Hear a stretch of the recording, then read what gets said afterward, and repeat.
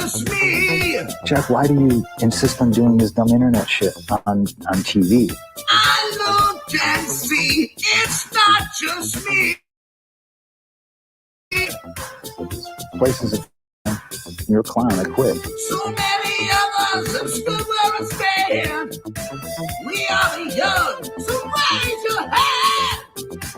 So many of us have stood where I stand. We are the young, so raise your hand. We call us problem child. We spend our lives on trial. We walk an endless mile. We are the youth gone wild. We stand and we won't fall. We're one and one for all. The writing's on the wall. We are the youth gone wild. No. It doesn't make logical sense. But it makes yes, of course. But it makes wrestling booking sense. Of course, this makes no sense. Of course, okay, it makes no sense. However, in pro wrestling booking, which often makes no sense, you would do that. It's about making money. It's not about anything else. Wrestling's always been about making money first and foremost. That's it. Yes! I look and see it's not just me. Last weekend was the greatest weekend in AEW history. This is the greatest week. I look and see it's not just me. Security, my safety, my life was in danger at a wrestling show. So many of us have stood where I stand. We are the young, so raise your hand. So many of us have stood where I stand. We are the young, so raise your hand. We call us problem child. We spend our lives on trial. We walk an endless mile. We are the youth gone wild. We stand and we won't fall. We're one and one for all. The writing's on the wall. We are the youth gone wild. We call us problem child. We spend our lives on trial. We walk an endless mile. We are the youth gone wild. We stand and we won't fall. We're one and one for all. The writing's on the wall. We are the youth gone wild. Let me get wild. Yay! If you're familiar with how we do things often here on these Wednesdays, it's a lot like one of my favorite movies, Time Cop. What? Fuck you. Fuck you. Yeah! Yay! Well, folks, it's been a night to remember, but right now we are out of time. I'm Nick Diamond. I'm Stone Cold Steve Austin. And I'm Johnny Gomez. On behalf of all of us here at Celebrity Deathmatch, good fight, good night. I'd be remiss for my friend if I didn't ask you about Fallen Angel. So the Fallen Angel is a performer named Chris Daniels, and Chicago guy. Yeah. And was brought out to Los Angeles, and he had the daunting task of taking someone like me who couldn't move and trying to teach them the basics. How to move. The basics of the business.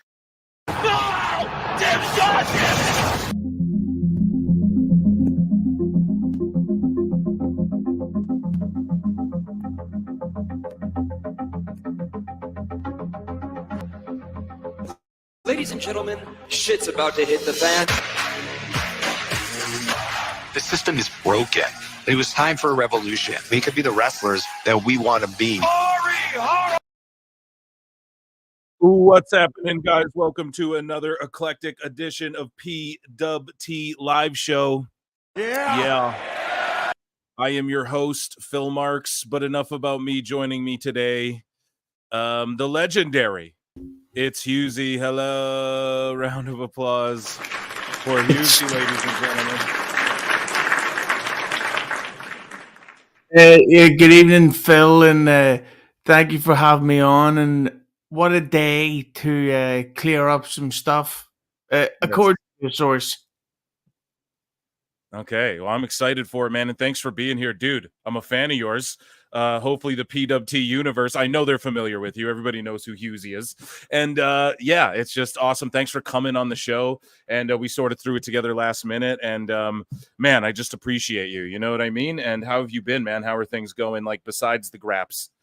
Oh, no, it's going great. But the thing is, it's interesting in that even though I do the work with Keep 100 and stuff like that, I've never given less of a shit about pro wrestling as I do today. But it's the behind the scenes stuff. I've never been more interested. Like I don't give a shit who wins the tag titles at the next event. I'll never care.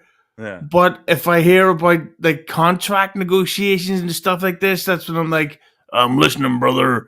Like I can't get enough of it. Yeah, I'm into that stuff too. You know, I cover a lot of it. And guys, yeah, welcome to the show. Plugs today, at Pro Wrestle Times, at Pro Wrestle Clips on YouTube. You already know. And Husey, you can find him at Husey Entertainment on YouTube, where he talks about movies and stuff like that. Not even just wrestling, you know what I mean? And then also at the Husey on X as well, if you want to keep up with what he's doing. But yeah, those are the plugs. But yeah, man, I'm the same. Like I perk up when it comes to like the nerdy, the aspect of it, I guess what some people would call the boring aspect, like, oh, these guys are going to court, I can't wait for Discovery. You know, I want to see I'm nosy. I want to see the text between people. I want to know the TV deals. I want to know about all that stuff. But yeah, I'm still marking out for the wrestling over here. I mean, not so much AEW as of late, which we'll get into. But yeah, you said you're working with keeping it 100, of course. And you're like, yeah, I got some insight, let's just put it that way, on this AEW TV deal thing. So why don't we dive right into Phil Mark's bookmarks, and we'll go to AEW news, and let's just read some of the stuff floating out there, Husey. And here's the Dynamite card tonight, guys. It's about to come on. We'll talk about it as it's on. But yeah, dude, what do you? I don't know. Do you want to hear Eric Bischoff's take on the whole thing first before we get into it, or are you just like, fuck it, I want to just come and spill some beans, or what? How do you want to do this?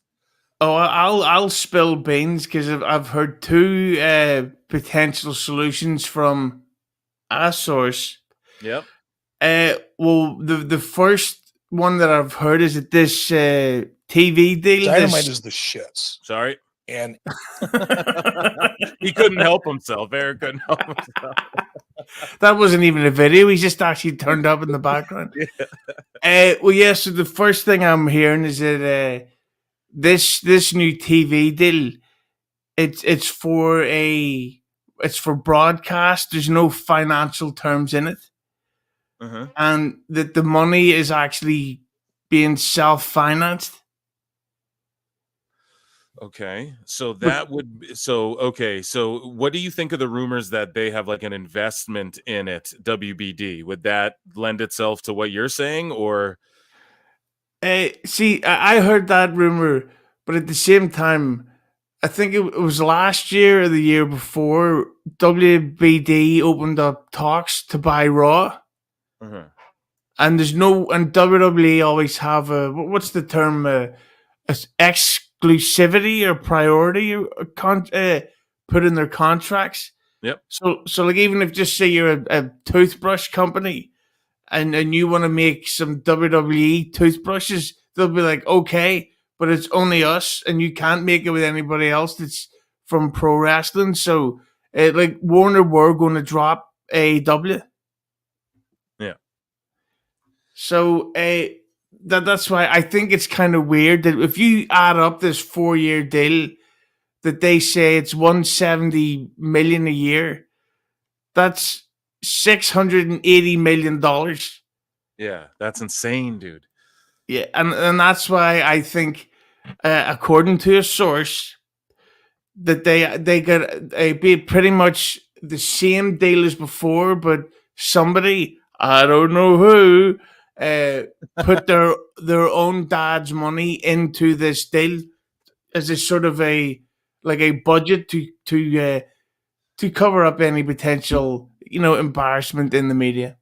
Yeah, because basically, they're saying, oh, it'll be for 170 million.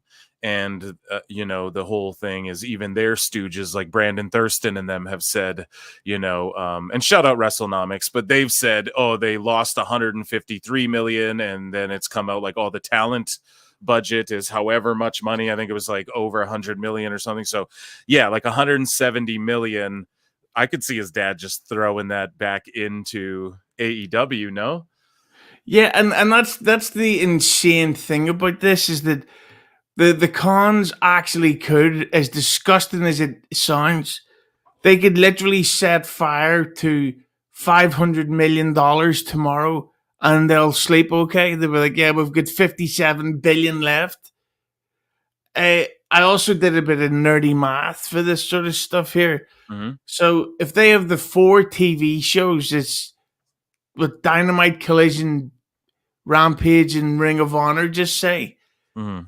If you divide that by 4, that comes down to only 42 million per show for a year.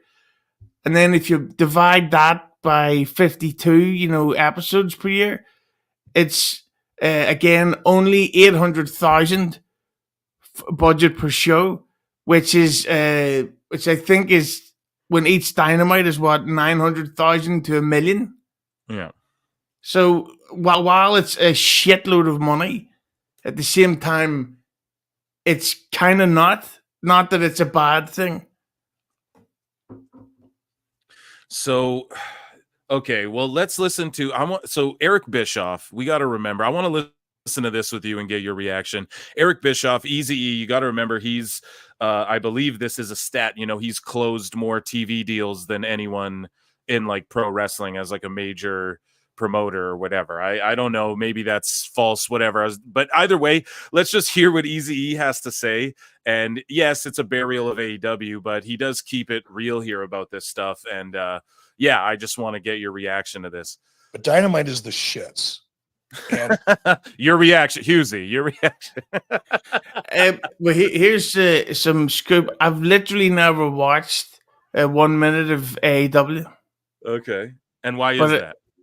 Because I'm at that age. What you ever get when you get to an age where you're like, I don't need to make new friends. I'll try and maintain the ones that I have. And as I get older, because I'll be 40 this December, and it's like, I'm okay. I don't need to make 17 new friends. So with AEW, it's like, that's for you. I'll just stick to nostalgia for me, please. Yeah. And are you into like current WWE, or are you just no, not for me? I'll watch the pay-per-views when they're at a reasonable time for me. Like I'm not going to stay up to 7 a.m. to watch fucking Bad Blood, unless Jade Cargill's on it. Yeah. Okay. All right. So you watch SmackDown, is what you're saying then? Oh, they're smacking down. Get it? Okay, let's listen to Easy. Hey, if you like it, if you just like watching wrestling for the sake of watching wrestling and you don't really care about character development, you don't care about storylines, or you're willing to accept boy meets girl, boy gets girl, boy loses girl, boy gets girl back as a storyline, then good for you. I'm happy for you. Tony Khan and AEW could figure out a way to make money off of you, even better. But the vast majority of the audience. See, to me, that needs to be pointed out. It's like people will say that to you. Oh, well, this is the story. And it's like when people say there's no stories in AEW, that's what they mean, folks. They mean the stories are so amateurish and trash that it doesn't quantify as an actual story, to people who can come up with or are used to seeing or want to consume fucking compelling stories. You know what I mean? So it's I think that's actually kind of unfair, because on Keeping Them 100 the other day they played a clip of Ricochet confronting Will Ospreay, and Ricochet said, "Hey, I heard you were talking shit," and it's like, gotta watch it, gotta buy tickets. Oh shit. Wants a show that is compelling characters, compelling story, real story, not boy meets girl stories. Dog crosses C-Spot run. Oh, Spot sees Dick. Dick's hanging out with Jane. Dick and Jane take Spot for a walk. That's a story. And if that's enough for you as an AEW fan, then go with God. But the vast majority of the audience isn't buying it. And it's not just my opinion. It's numbers, and they're out there. Go look at WrestleNomics. Go look at the trends. Go look at where Collision or Rampage or Dynamite are this year versus last year.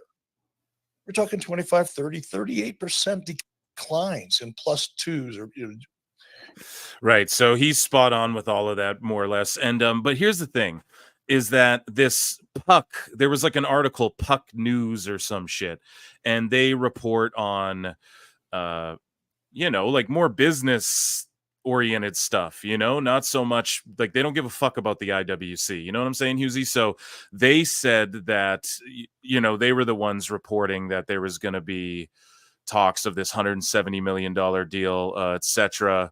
What do you make of that? Like it's sort of outside of the wrestling world that there's some deal about to close, or you just think it's the same thing, just the money's being thrown in though? Yeah, I just think it's the same old story with them. Like we've heard numbers, like the $1 billion number we heard about a year ago. Yeah, and it really is a case of it's almost like panic numbers. It's like, well, what's a believable number we can say? It's like if somebody lies about how many girls they got on a vacation, they go, four. It's like, okay, 4 in 2 weeks, pretty believable, instead of 75. That's what I think. This is what it's come to. It's that Tony got the gift of a lifetime by his dad. He got the first ever 4D version of General Manager mode. Yeah. Now it's time to upgrade the software, and he's like, "Oh shit, this is real." And here's the other thing, is that everybody knows that with the cons running AEW, it's never going to shut down ever. Exactly.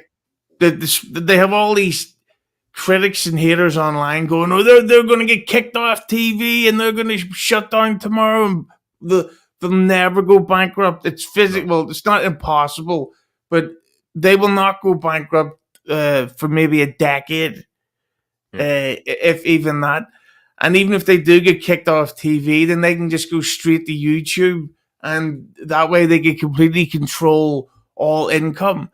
I'm just so cautious about this kind of stuff, because when you're that rich, you have a lot of the media in your back pocket. Yeah. And I'm not naming names, but I know a journalist who reports on wrestling news stuff, who flat out told me in an interview we did and in a DM that he's, let's just say, asked not to negatively criticize AEW publicly. Damn. And he's like someone we'd all know. Yes, and if he ever turns out to be a dick, he is getting doxxed. Fair enough, man. Fair enough. Well, speaking of like pricks and I don't know, man, just people who journalists, I guess. So Meltzer Said What is a great account. At Meltzer Said What. All the pre-tweeting of self-congratulations after the AEW TV deal. Puck report is hilarious. When back in May, they were all running with conspiracies about Puck because Nick Khan had been on a podcast. You're not slick. You didn't predict anything I didn't say 3 years ago. And so basically, I believe this is the Observer, if I'm not mistaken. And Meltzer Said what he does a great job of is compiling. Are you familiar with the account at all, Husey? Oh, yeah. Yeah, okay. So I don't got to fucking explain it to you. So, several updates are available regarding a new AEW media rights deal with WBD. John Aurand of Puck News published a report yesterday stating that a formal announcement of the long-awaited deal could come as soon as next week, barring any last-minute changes.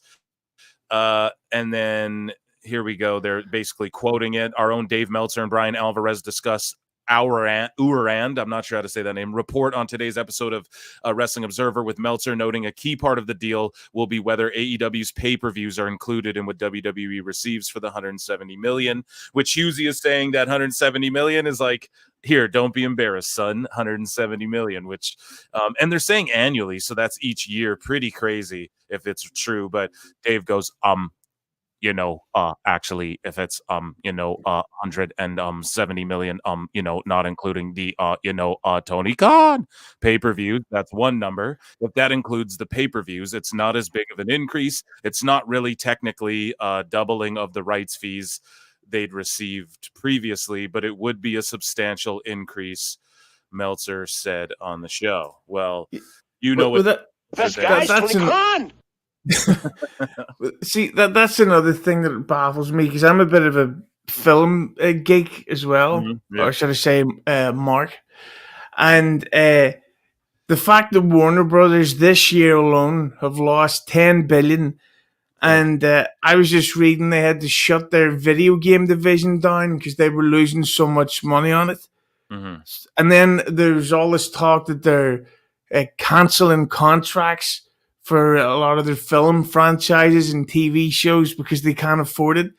So they're going to be like, hey, DC or Harry Potter, we don't want to make video games about you, but that Rampage show, we need to spend nearly 700 million to make sure that we get more Kyle Fletcher promos. Dude, you're so right, man. And they have, if you look up the last year or so, and I'm a writer myself, and I'm telling you, man, they downsized a bunch of shit in the comic space and everything, man. Warner, downsized offices for a lot of folks with, other things, subsidiary companies and stuff like that. So, yeah, and, man, it's crazy. Yeah, and I don't know if you've heard that they're apparently really tightening their belt for this new Superman, because they've spent a ridiculously over the top fortune on it, because this was before the new Mad Max came out and bombed. Yeah. This was before the Suicide Squad game cost them hundreds of millions, and so they give this new Superman an insane budget. So I'm guessing they're sitting back thinking, we're going to be in the black, or maybe the red, I should say, for years to come. So where this money came from, I'm stunned. Or should I say, I can't believe it. Dude, they have to be bought in. That's the only reason I could see them still going like, okay, well, we can salvage some money off the pay-per-views from this show, and we at least bring in a little bit of ad money on our side or something. Like, I don't know the nitty-gritty of how all that works, but there's got to be more to it than is on the surface. And I don't know, I've been hearing like if they own 25% or less of AEW, they don't even have to disclose it publicly. So I don't know, I feel like a lot of people are speculating that could be the case, because there could be some truth to that, right? Like, or would they just try and sell off their chunk? The thing is that you're saying too, man, that 10 billion, they were like hiding that shit from investors too. Like, that's what people don't understand, man. People didn't realize they were in the hole as much as they are, like Warner. So, man, people are saying it might be like absolved or all like sold off in chunks and stuff like that. So who really even knows what happens? But I agree with what you said earlier. I say it from the I preach it from the mountaintops.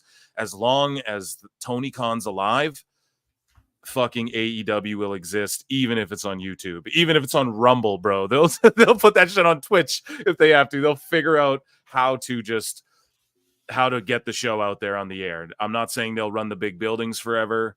I don't even understand how they're still doing that. But the whole TV side of thing, yeah, it's a lot of fishiness. But I do believe. See, I like what you came in and said, like it's just self-funded, but. Like, yes, they're not going to be off TV. They're not going to get canceled.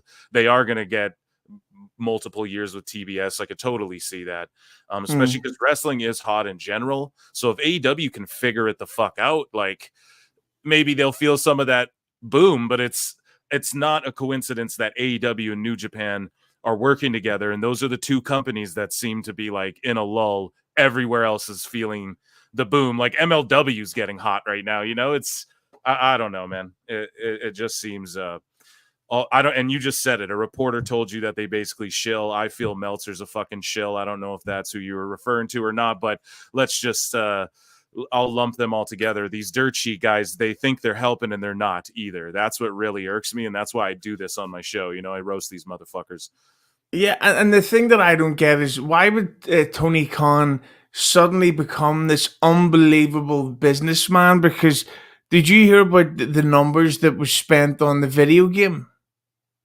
Oh, dude, like, yeah, I heard stuff that a lot of people go, there's no proof of that, but yeah, I heard like 80 million upwards total to like get that shit out there, but that could be all made up. Well, we broke the numbers on the numbers were broken on Keeping 100 by again a genuinely good source, a big time YouTube gamer. Give us the info because he's got all that inside connection stuff. There was 80 million spent on the engine alone, which is a demented piece of business to do. Like, to literally want your own software created for this game, it was just like what the fuck is wrong with you? It's so nuts. And then on top of that, they had to spend money to actually then design the game after the 80 million. So the spending went up to 115 million on a fucking game. And then they had the best idea of all. And this is how I know they're geniuses. They decided to put in a live service online thing after the game had already tanked. Dude, they were dead set on adding all those goofy ass game modes and shit too. You could tell because they keep releasing stuff for it, and you're like, come on, man, nobody's playing this, you know? Yeah, so I would be shocked. I wouldn't be shocked if they spent, say, 130 million on that game alone. Like, it's just really just like how could anybody think, yeah, keep putting money into that game, it's working? It's like, no, it's not working. You're a four-eyed fucking idiot. Oh my god, shit is hilarious. Okay, we got Sky, who's a new member. Thank you so much. I will acknowledge you. I'll give you a bro. And I appreciate you so much, guys. Memberships below 99 cents. You can just support the channel that way. And Denisha Lane for $2. Phil, can we have the Dynamite card up soon? Yes. And here, I'll give you a yeah for that.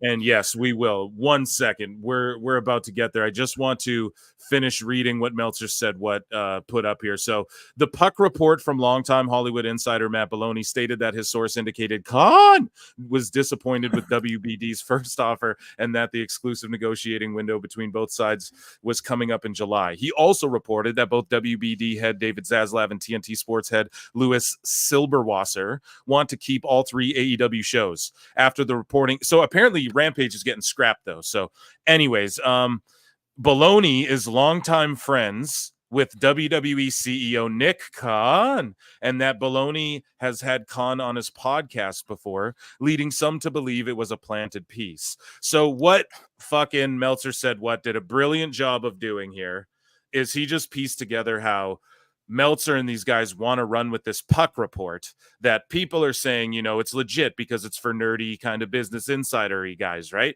And so, but then he's also highlighting how before Observer tried to say when they were reporting on WWE, they're friends with Nick Khan, so you know, it's you can't tell if they're legit or not, you know, but now they want to say, like Meltzer wants to turn around and go, oh, this report's more than likely legit about AEW, about this 170 million and et cetera, et cetera. So I don't know, guys. We'll play a flute for Meltzer on that one because he's a dumb fuck. Dummy. But,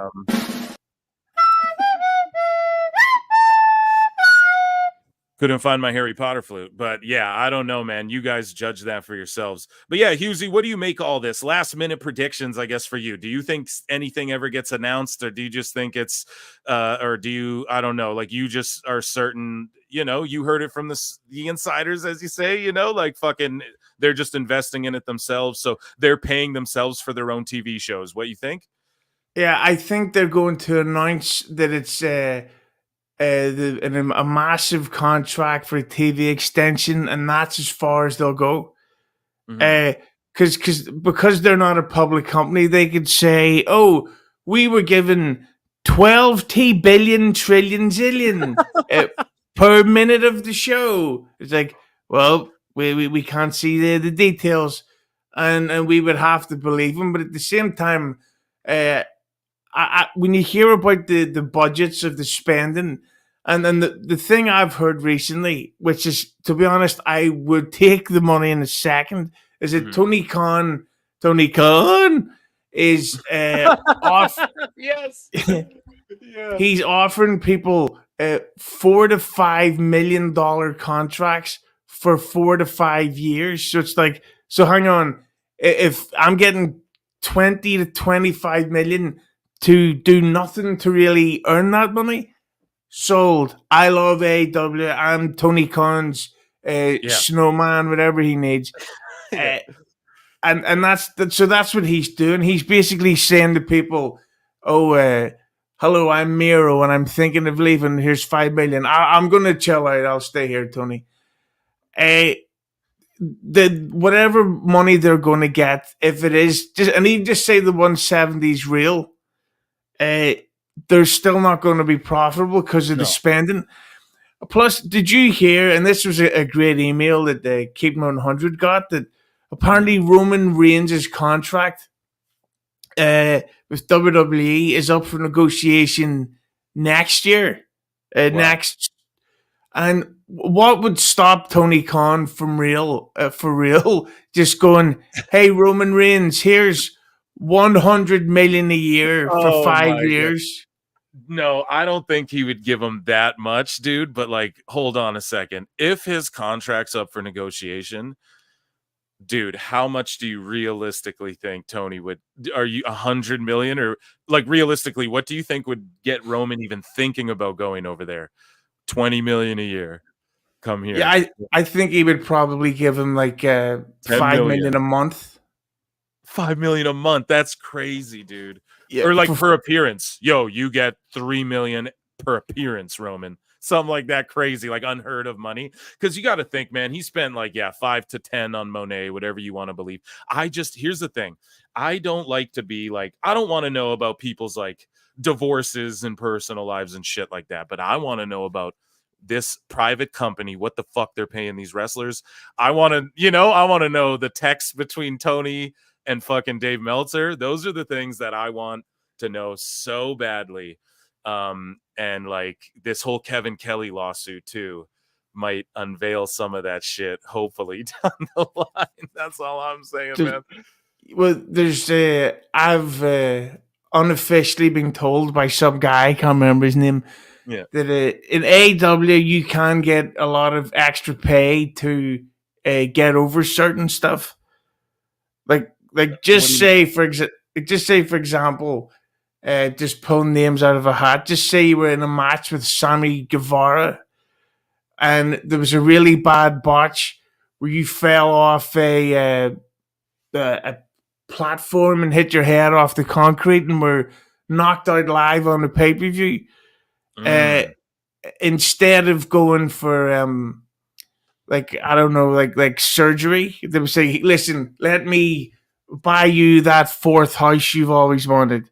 Let me get new shoes for your butler that will be making your eggs for the next year. Don't worry about it. I can afford it." And I've also heard, allegedly, you guys, he's saying money will delete some problems in Tony Khan's exactly. world. You know what I'm saying? Yeah, and it's hardy to turn that down. But I've also heard that Tony Khan finances the Fozzy tour. Oh my god, that would make so much sense, dude. I've conspiracy theorized that myself. You know what I mean? Let's hear it. Tell me, Easy. I remember going to see Fozzy at the Limelight in Belfast, and it's like a 900 to 800 person holding venue, and their tour bus was like something Homer Simpson would fantasize about, because you were like, "Look at that fucking tour bus, holy shit!" And I was like, "There's no way Jericho's paying for that, and there's no way Fozzy's making enough money to get something like that." And I was thinking, it's gotta be Tony Khan. He's gotta be paying for all this stuff. Man, people think Jericho is bought into AEW as well, like he owns a piece or something like that. I doubt he would. I think he would have been given a piece of AEW instead of buying it. Like Jericho. So many people hate him online, but at the same time, he's an incredible what they call a real life worker. He knows how to charm fans. He knows how to work people into getting paid the most. They like Jericho will go down probably as the greatest behind the scenes worker ever. Like he's all about the money. He's getting paid a fortune. He's fucking around on live TV to empty venues, and he's probably getting what $8 million a year, probably. Yeah, and he gets to tour with Fozzy and play his songs in Wembley. Yeah, and I'm himself for the ring, dude. Yeah, and I'm pretty sure that Jericho is the reason why Tony Khan grew that pineapple hair, because Jericho said, "Listen, my wig's becoming way more obvious. You need to get out there and make yourself look like a complete cunt," and Tony Khan succeeded in that. Man, that's hilarious. Oh my god, that's just so fucking funny. I want to see Fozzy live. I want to get on his cruise one year and just but yeah, so we read this before. Basically, well, here Dynamite's about to start, Husey. What do you make of this? These are the matches announced. What do you make of, speaking of Jericho versus Orange Cassidy here in Wilkes-Barre, Pennsylvania? I'm as interested as I am in finding out that a new Police Academy film is being made. Oh, man. So Young Bucks with Okada will take on Ospreay, Takeshita, and Fletcher in a 6-man, in a trios match, actually, is what they call it. Can I tell you a quick story? Yeah, of course. So there's a company in Ireland called OTT, and they do these shows every couple of months that we'll have our school reunion friends, and we'll go and we'll have a couple of Steve Weisers, have fun. Yep. We go into the lobby of this show, which had all these, like the Elite were on the card, and there had to have been at least 1,000 people in this lobby, and I'm thinking, what's going on here?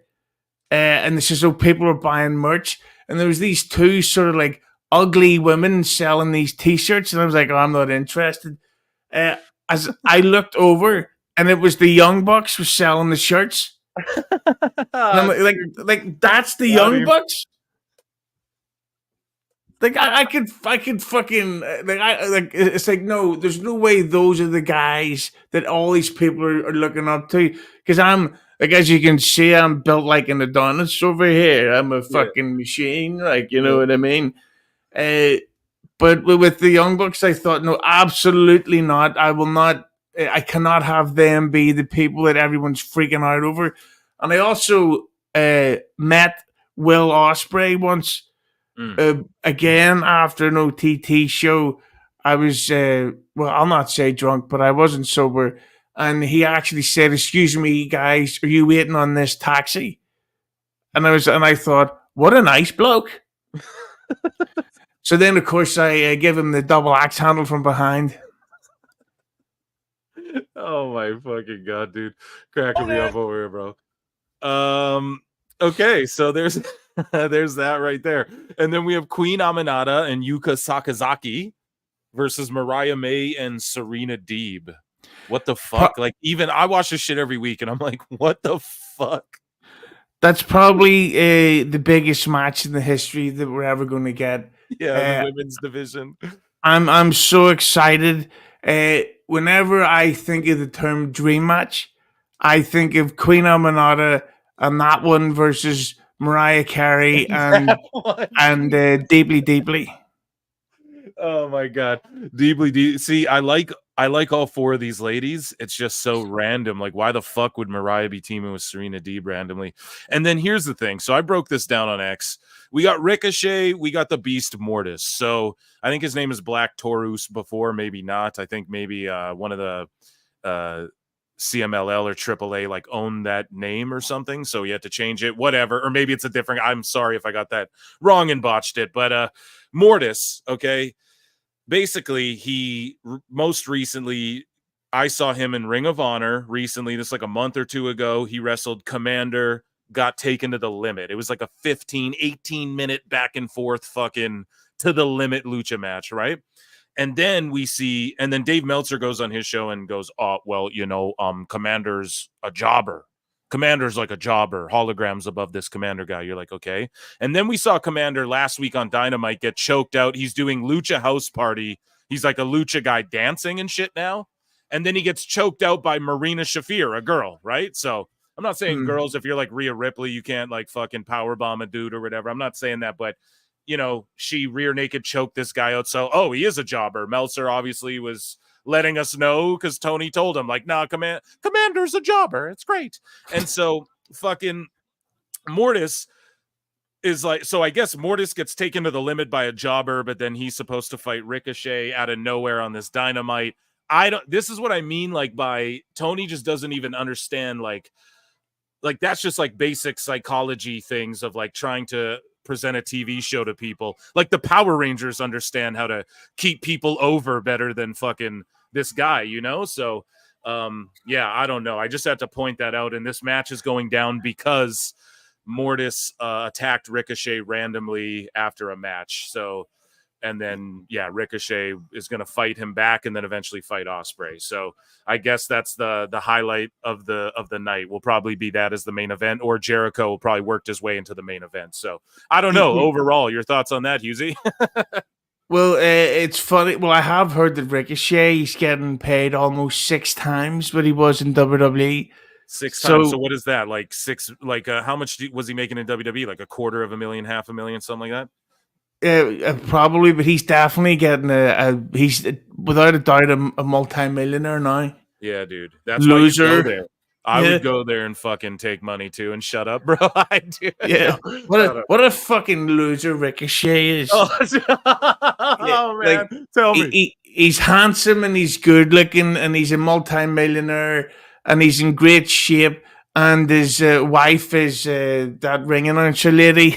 Yeah. You fucking geek. Yeah. Oh man. But isn't it funny that he left WWE because he had a lot of aimless booking where he wasn't really being used in any form of direction, and now he's doing this. Yeah. Same thing though. So I don't know, man. Tony Khan, though, he wants to just recreate the fucking flip match from 2017 that Ricochet and Ospreay had. He just wants to redo it in his company, which I don't know. Isn't it funny how now that Ricochet's in AEW, no one's talking about that video that leaked of him fingering his own arsehole? Is that a real thing? So, okay, I never knew even what was in the video. Is that what he did in the video? Yeah, he was jerking off and fingering his own arse, and I was so disgusted that I only watched it 7 times. So when did he do this? Was this like 2024 fucking Ricochet, or is this like years ago he still had hair? I think this was during the pandemic or maybe, and it really didn't take me long to find it. I'll send you the link. No, thank you. Okay, but wait, though. So hold on. We have Jericho and Cassidy kicking off Dynamite, but everyone's brawling. Okay, they brawled out of the ring, and Aubrey Edwards there making faces. Okay, so here's this fucking... What do you make of this? NFL Films did a day in the life of Tony Khan, and he even gets made fun of in this trailer. Now, I'm probably going to get pulled down for showing this shit, but I'm going to just like try and half show it, and I'm going to play the audio so you guys can hear it, because he gets made fun of even in this game day thing. It aired before Dynamite. I'll watch it at some point.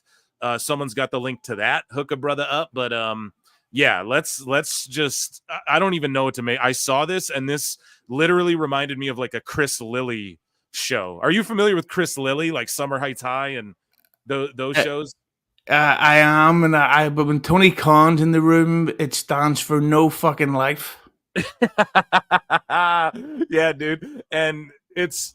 I don't know. Listen, these NFL dudes can't even keep it serious with this guy, and they're in... I don't know, dude. And then he brings out this board, and he's in a neck brace, and it seriously reminded me of like a Steve Carell character, where he plays some dumb fuck, some like... It's like Billy Madison 2024 or something. So my father acquired the Jaguars in January 2012. Analytics were becoming a bigger part of football. I had been working as a statistician. I came in. So he had been working as a statistician. Where? Like for the team? Where? Like just in your mind? That's what he doesn't say. And I bet he did a lot to earn that job, such as ask for it. Yeah, do his homework, mow the lawn, get his laundry folded and put away. Yeah, he's like, Daddy, I know I don't have a girlfriend, but can I be a statistician? Whatever you want, son. And it's like, thank you, father. I hate Tony Khan. Oh my god. Oh man, he's got it made in the shade, dude. His dad invented like the bumper or something. You know, it's like they got money forever. You know, AEW is going to be around forever. Yeah, if I was Tony Khan, and I wish I was, I would own the VIP front row at every venue in the world so that I could basically travel on a private jet with Jade Cargill, go to every show in the world. And instead, he's out there trying to make us want to see Beast Mordo matches. I seen this great comment where they say, Tony Khan is the only person who could be a multi-billionaire but still be the biggest loser in the room. Like, I have no idea what the fuck is going on with this guy. You're so right, man. You nailed it.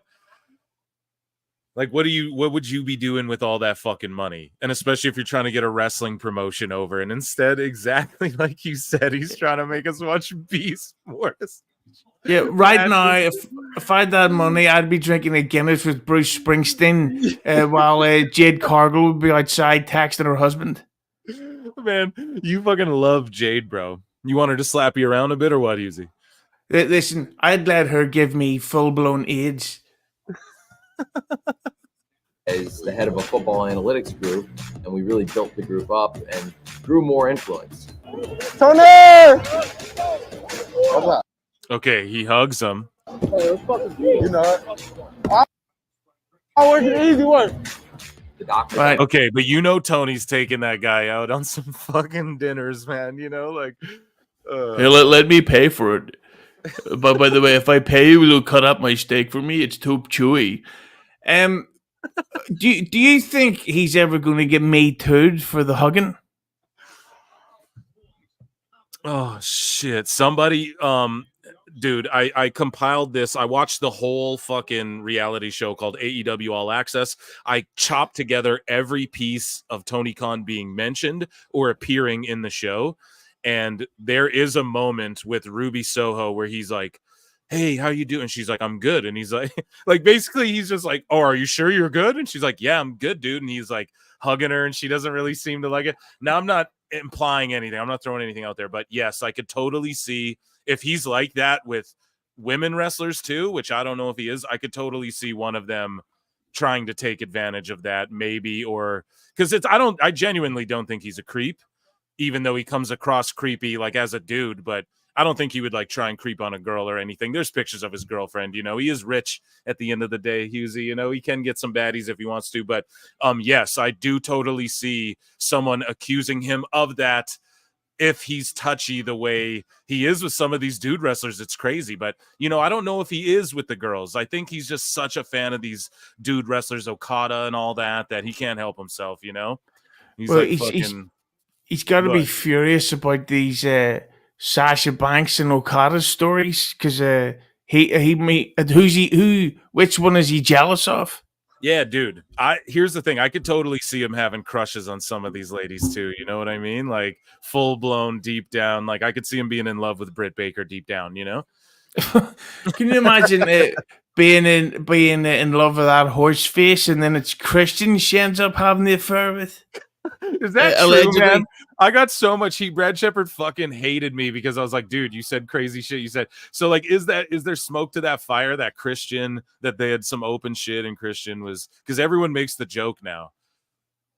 It's allegedly. Yeah.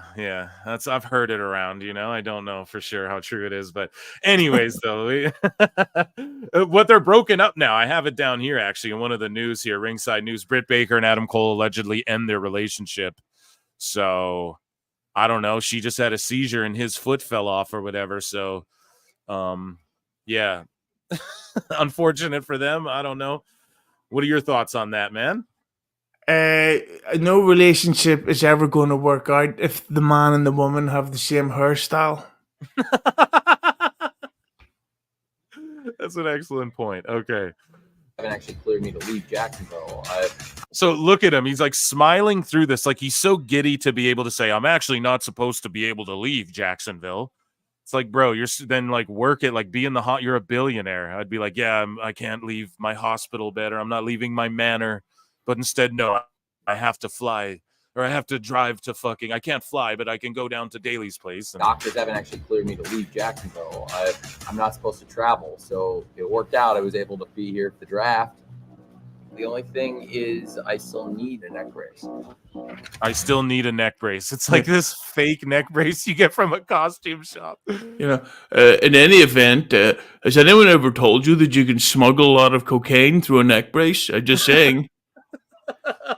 The thing about that, I remember seeing, I'm not a football fan, but I remember seeing the clip of the footage of them at the draft. It was filmed by the NFL, and the only few seconds of it that they showed was Shad Khan looking at Tony in the background, and he was looking at him like this, like, like, why didn't I just jerk off? Yeah, man. Well, you see it here. Look, he walks in, and then the camera's following him, and then everyone's sitting down, like, okay, whatever. They're minding their own business. Saturday, I really need to be in the draft room. I really need to be in the draft room. Everyone's like, no, you don't. Here we The go. hardest part is you don't know until the end of the 7th round the player you want to sign is going to be there. I have these very large Hot sheets take. of paper. Look I at him try to get pulling out this big. I have these draft sheets. This guy's like, oh, dear God, this is embarrassing. This guy won't even look at him. His dad's like, what the fuck are you doing, son? And look Yeah. at this, man. Look. Why at are you such a cunt? Dude, this reminds me of like an SNL skit. This is like a Chris Lilly sketch, dude. Sign is going to be there. I have these very large sheets of paper. They won't I even try to look get at a lot of information in one place. These two guys, and then they're like, is this a fucking joke? draft goes on Yeah. track. Who's the best players that are available? He's got a fucking he's like a kindergartner. Yeah, It's gonna be- the other that's how guys you like draft said, free agency, Jesus, look bro. at it. I thought he was about to sniff the fucking board. The other guys are thinking this guy's a billionaire. He can't afford to set up a chart on his phone. Bro, Look at his face. you don't have a tablet, bitch. We all got laptops. This old motherfucker over here is 75. He's like, I got a laptop, bro. What are you doing? Yeah. Put it on And a his fucking dad's Google just Doc. sitting there. His dad's just sitting there thinking, well, at least no one's going to make fun of my Super Mario Brothers mustache anymore.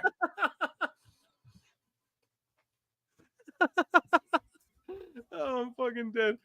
This is the funniest shit of all time. What's wrong with his neck? So here's where it gets. These guys are all. What's wrong with his neck? Sorry, I'm trying to get this fucking bar to go away. But he said, you can see it down here in the subtitles. What's wrong with his neck? This guy's laughing, looking at this dude, and this dude won't even look at him because he's gonna burst out laughing. He got a body slam He got body slammed. Come on. on AEW. On AEW. So Tony hears people talking shit. So he's playing the part, right? And then Tony responds like, and he's just, I don't know, dude, man up and say some shit. Look at this. This is the little kiddiest shit ever. It's literally a middle schooler, dude. AEW. So he's playing the part. Yeah, well, you didn't get pile drafted. Yeah, well, you didn't get pile drived. Yeah. You should have seen the size of the guy that beat me up. He was like, what's his name? Luke Perry, only scarier. Yeah. You know, I can't believe that a black man would say that about me. I made Swerve Strickland the world champion. Oh my god. And I wonder if he's so childish that is that why he booked Swerve so badly from then on? Bro, it's everything, man. Like I've always said it, the storytelling is elementary, like literally and figuratively, you know. It feels like it's coming from a 6th grader fucking a sixth grader's mind playing toys or something, you know, and but less imaginative. And these guys, I just need to play that again. Jesus Christ, Don Stevens is gonna have a field day with this episode. But yeah, this guy's like, oh, he got body slammed or something. And look at Tony's response. I can't believe it. It's body like a slam on AEW. So he's playing in the park. Yeah, well, you didn't get pile driver. It's like, at least stand up and go, oh, I took a pile driver, actually, you know, like, or something. I'm not saying literally do that, but it's like, Jesus Christ. Oh, well, he didn't take a pile driver. He like whispers it to some old guy who's like, yeah, take that thing off, Tony. God damn it. What the fuck? You know, are you really going to wear that shit? You're embarrassing us, son. Like, Jesus. Do you think there's a chance there's anything in that cup? Oh, dude, come on. He's always got a cup with him. Yeah, because I remember K100 got an email once about some 30 to 40 minute interview Tony Khan did where he drank from a coffee cup the whole time, and it's like, is that being refilled? Or is that empty and you're just going, well, I think that we didn't want to have CM Punk anyway. Nobody cares about him. Do they make Adderall in liquid form? If they do, he's got it. Yes, it's in that cup. Oh, man. So just phenomenal. I don't know, guys. If someone has a link to that, I'll watch that whole fucking thing. I can't get enough. This should be a show. Someone has to parody that. It almost reminded me, yeah, like I said, of like Summer Heights High, like a character that Jim Carrey would play or some shit. Fucking phenomenal. I love it so much. He's like surreal, you know? Tony's amazing. Yeah, that's Mr. Bean Goes to America. That's what it is. Oh my god, dude. So ringside news, we'll just react to more stuff as Cassidy and Jericho go. What are we into minute 17, 18 now? Almost 20 minutes deep of these two. Steve Carrier says that Ringside News has learned that Saraya isn't apparently a fan of Mercedes, who has her own entourage and private locker room at every show. We have also been informed that Britt Baker is also having issues behind the scenes, with Monet being a major source of frustration. Saraya responds and says, don't ever listen to Ringside News. Just saying. Husey, what do you make of these rumors and innuendos? Well, the Baker stuff is real. On Keeping It 100, quite recently we put out a clip of Conan talking about how Baker is a backstage problem, and the fact that it's like she keeps causing shit and then gets away with it, which then is what causes the hate. Because if it was anybody else, they would probably be fired or suspended. Like all that shit about Alicia Tout and MJF is real. Yeah. So I can see why people wouldn't like her. The Saraya and Monet thing, I don't think would be real. But because of that stupid injury that happened, everybody is going to believe that it's real. Although I've heard that Saraya could be a real... can you swear on this? I haven't asked. Oh, yeah. Go, dude. Yeah, I've been talking shit the whole time, man. Oh, well, I'll say it in English because she's from England. A fucking cunt. Yeah, I've heard that she's quite a rude, a slag to talk to. So, I don't know. Saraya just seems like a pain in the arse no matter what she does. Like she's never happy. There's always a problem. Use me more. I need to take time off. I should be pushed. You should elevate other people. It's like, okay, fuck off.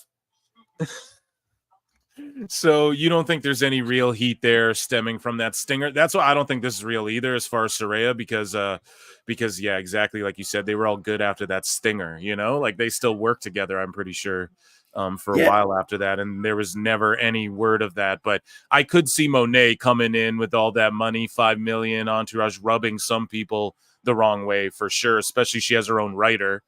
So yeah. Yeah, but that whole thing, I remember hearing that it was we'll call her Paige. She was the one who called that spot. Yeah. So you can't really give Banks the hate for doing the spot she was told to do. It was Paige's dumb fault for saying, kick me in the surgically repaired neck. Yeah, put 2 knees right below my neck that I just had Yeah. fixed. That's almost like sending intimate videos to your ex and then being shocked that they leak online. It's like, well, maybe you should think smarter, you effing cunt. Dummy. Yeah. Oh, man. And what do you make of Ringside News? She said, don't ever listen to Ringside News. Are you a fan? People are like, oh, they're controversial and this Steve guy's wild and all this shit. What are your thoughts? Well, to be honest, I don't really read the dirt sheets. I usually, because, I like it when I see the Meltzer stuff and I see people, and I'm not just saying this to kiss your arse, but when I see guys like you or WWE Gareth talk about a story on Twitter, that's when I'll go, oh, I got to research this, see what they're talking about. Yeah. But like these Wrestle Talk guys can suck my dick. Oh, dude. Yeah, I'd be talking about them all the fuck. And I got heat on my show, guys. Sorry because I was like, Adam Blampede's still a creep. And everyone's like, oh, Phil, this is a rare L. You fucking didn't research it or anything. Guys, listen. If you have multiple fucking videos, if you haven't explained some creep shit, I don't know. You can't fault me for assuming. And yeah, my bad. I didn't look into it. I guess someone's falsely accusing them of some shit or something this time. I don't know. My bad, I guess. But yeah, Wrestle Talk and them, yeah, they just like, I don't know. They love AEW. You can just tell. They fucking hate big bad WWE.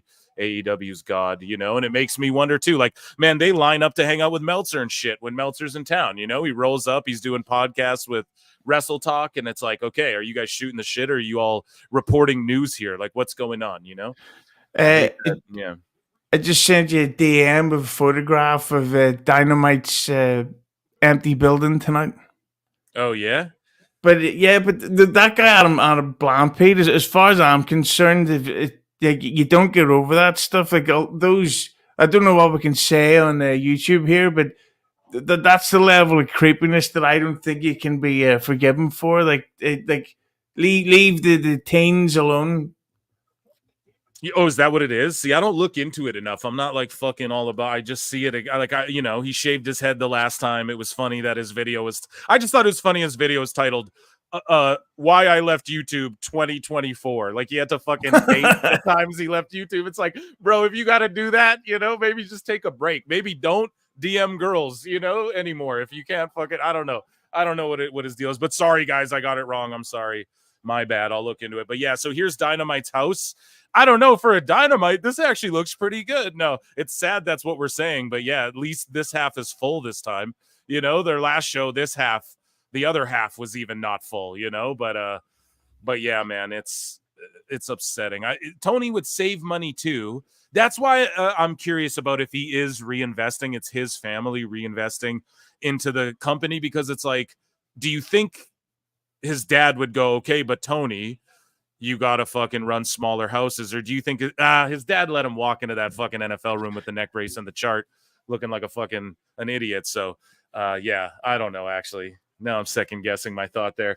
But yeah, it just seems to me like you just at some point, who goes, let's stop wasting fucking money, Husey? That's what I'm getting at. In your mind, when does that point happen where someone goes, okay, we gotta at least run smaller buildings and move it to YouTube or something? Like, what, you know? Well, not to get political, but I think that if a certain woman wins the election, and by that I mean Trump, but I think that if Kamala Harris wins this election, she's going to tax the shit out of the rich. Yeah. And I think she's going to hit the cons with a tax bill that they haven't ever experienced. So not that it's going to make them go bankrupt, because they're still going to be multi-billionaires, but I think that's when they're going to realize, oh shit, like we need to have some type of vast income, at least. I mean, and to be honest, like looking at this, just say they only lost $400,000. That's like piss to Shad Khan, right? Yeah. So he would see that and probably not give it. Like when he made his big debut, there was 2,000 people in that stadium. Mm-hmm. and he kept it going. And this thing, oh, but Dad, it's a downtime, Father. Look at, oh man, do you think your impression of him is so fucking good, dude? Yeah, so you think, because to me 170 million to them is like wipe their ass money, but do you think it's coming from them though? For sure, that's what's getting me, like, because WBD's got no money to fork over, and like, look at these houses though. You think his dad's gonna fork over money for this? I say he maybe would, or maybe it's his son. Here's the thing, because yes, his dad's like, here, you can take your inheritance and play around, but it's like, let's be honest, when his dad does pass, and I don't hope that happens or whatever, but Tony will then become like perfect cell form of money. You know, he will have all the monies in the world and inherit all of his dad's shit. So then this thing will only be fueled for longer and longer, you know? So I just don't know. I could see the money being forked over from the family. That was a really good sort of scoop you dropped. But are you hearing that fucking it's like 170 mil though? Like, is that the real number? Or is it like just whatever the number is, it's being thrown in by the family? Well, like, the total number for the deal that's been leaked, it would be 680 million a year if you add up, the 170. Yeah. I wouldn't be shocked if at least 500 of that was put in by them, because and I mean, it has been like Vince McMahon in the 90s, in the mid 90s, put a shitload of his own money into WWE because they were not making any profit at all. Yeah. Thanks, Brett. And Diesel. No. Yeah. Piece of shit. Oh shit. But no, and that's a great point you raised, because you got to spend money to make money, baby. And yeah, WBD's I could see them owning a chunk of it. That could be why they're allowing them to fuck around and go shop their TV around, because then if they go and get a big sum of money from like Fox, let's say, or even like a little sum of money, they can be like, yeah, peel us off a little off the top of that, you know? Like, that's cool with us. Go put this Shockwave show, but you're getting rid of this Rampage bullshit, you know? I could totally see that happening. But and then things like this being on TV. So I'm sure, Husey, you saw online the fucking hypodermic needle, cinder block. What did they all do in that match? They had like 8 spots that were like, okay, this could be the finish. No, this should be the finish. They went like table, cinder block, stabbed through the face with a needle, and then it like a pin or whatever, So what do you eat? Mercedes came out and was like, I don't like these violent matches. All the sickos are coming out saying, if you don't like violence, don't watch wrestling. Like, don't watch it. Go watch WWE where they're fighting over bracelets, Booker T's here. He gives this long comment, but I want your thoughts. Like, what did you make of all this when you saw this? Are you shocked? Do you care? Does it trigger you? Well, my whole thing is, and this is again showing my age, but I remember watching King of the Ring 98 live, and when Foley went off the cell and then through the cell, at the time you're like, holy shit, I've never seen anything like that. Yeah. And ever since then, no stunt has ever been able to top that type of effect.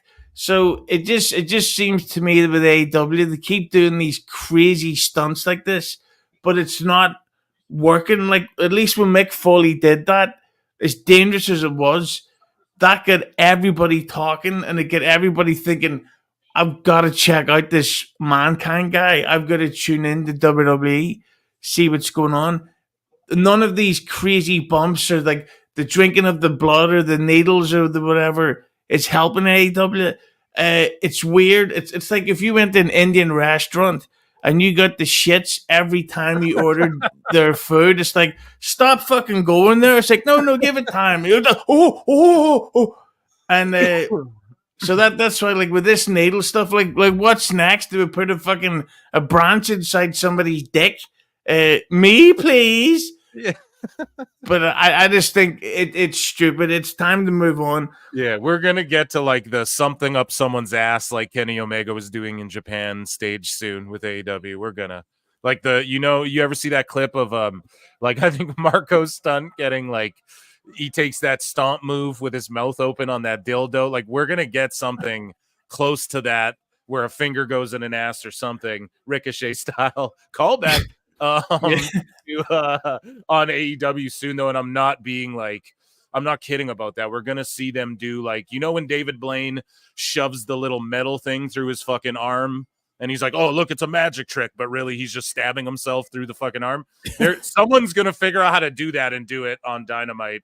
Darby Allin's gonna do one of those hook things where he gets hung by his skin from the fucking above the ring or something. That's gonna happen sometime in AEW. Like, you can only go further and further down this rabbit hole of craziness. And like, what was the point of stabbing the needle in his mouth? I don't get it. And Stevie Richards said, he's like, why would you take his grill out first for like safety? Like, aren't you trying to hurt this guy? Like, none of it even made sense to me. So yeah, and then it's like, okay, so you're gonna stab him in the mouth with a needle and then follow it up with a worked punch. It's like, oh, this must be real. It's fucking ridiculous, man. Speaking of which, there's something else I remembered to bring up. Do you remember, like 4 years ago or maybe 3, WWE did this awful match? It was Damian Priest and The Miz, and then Army of the Dead zombies came out. Yep. And when I was reading, I was told WWE get 1.5 million for that sponsorship spot. And do you remember AEW did this really shit Texas Chainsaw Massacre match? Yep. Where Tony was the Leatherface dude, coked out of his mind, swinging the chainsaw around. They only got $100,000 for that. Oh, so brutal. Yeah, so I've no idea how much money Warner are actually making from AEW ad rates, because like, obviously I would love $100,000, but in the TV world, that's nothing. Pennies. Yeah, pennies. So I got a $2 super chat here from Travis Cooper, and I will give you a acknowledge me. AEW spends their WBD money on the overrun. Anyways, that's the thing too. We didn't even talk about that. Dude, all these overruns and shit, like, they're paying out of pocket for all that, right? And I said the all-in, Tony Khan said that the all-in gate was $6 million. So, which sort of checks out as far as, because he was saying at 45,000 tickets sold, it was like 5 million or whatever. And then the turnstile number, I don't know. I don't even want to play all those games this year again. But anyways, he's saying 6 million, but the Bucks are talking about they got NBA level contracts. So I always say that's like one young Bucks salary, so they don't make money off that. We're not even talking about the overruns. They're throwing money into that. So maybe that's why maybe WBD is actually looking at these guys the way the wrestlers are, like, yeah, we're hustling money off of this Tony Khan guy. At least we're taking some off the top of everything. Now we're going to get some of that pay-per-view. And if they go get a deal with the Shockwave thing, we're going to take some off the top of that. And we're just peeling off the top a little bit, and because we can funnel money off these motherfuckers. Because a lot of people want to say it's a money laundering thing. I don't want to go that far and ever accuse or say that. I don't see why it'd be that. But it is like, I could totally see WBD being like, yeah, we'll just own 20% and just peel a bit off the top. And as long as they give us a little bit of money, we're cool. Have you ever seen Once Upon a Time in America? I believe so, yeah. Well, Tony Khan is that girl in it, the slut that will let the boys have sex with her as long as they bring her a cake.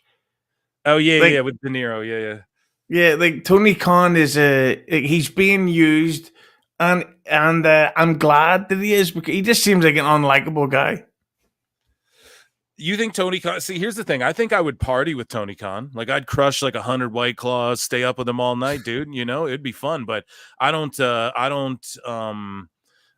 as far as like his creativity and all that. I just think he's spread too thin, like fucking Vince McMahon was. I think he's just doing so much, and he's in over his head and everything. I bet you in the football world he's laughed at. Well, he actually is, because in the European football, soccer, I've covered it. They fucking laugh at him. Like, we played this clip with this Fulham fucking podcast, these podcast guys, and they start talking about Tony Khan and the AEW side of things and how he's doing too much. And, Jacksonville Jaguars. I know a lot of people go, oh, fucking why, like, other sports don't care about attendance and all that stuff.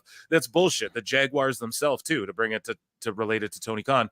There wasn't people attending their games, man, and they were tarping sections and they get criticized for it. And they were wondering why the NFL, like, they weren't being picked up to have their games broadcast and stuff like that. And it was because their attendances were low. It happened in hockey with Nashville. I can bring up 100 things, but it's just funny how Fulham seems to be in over their heads. The Jaguars are having struggles with attendance.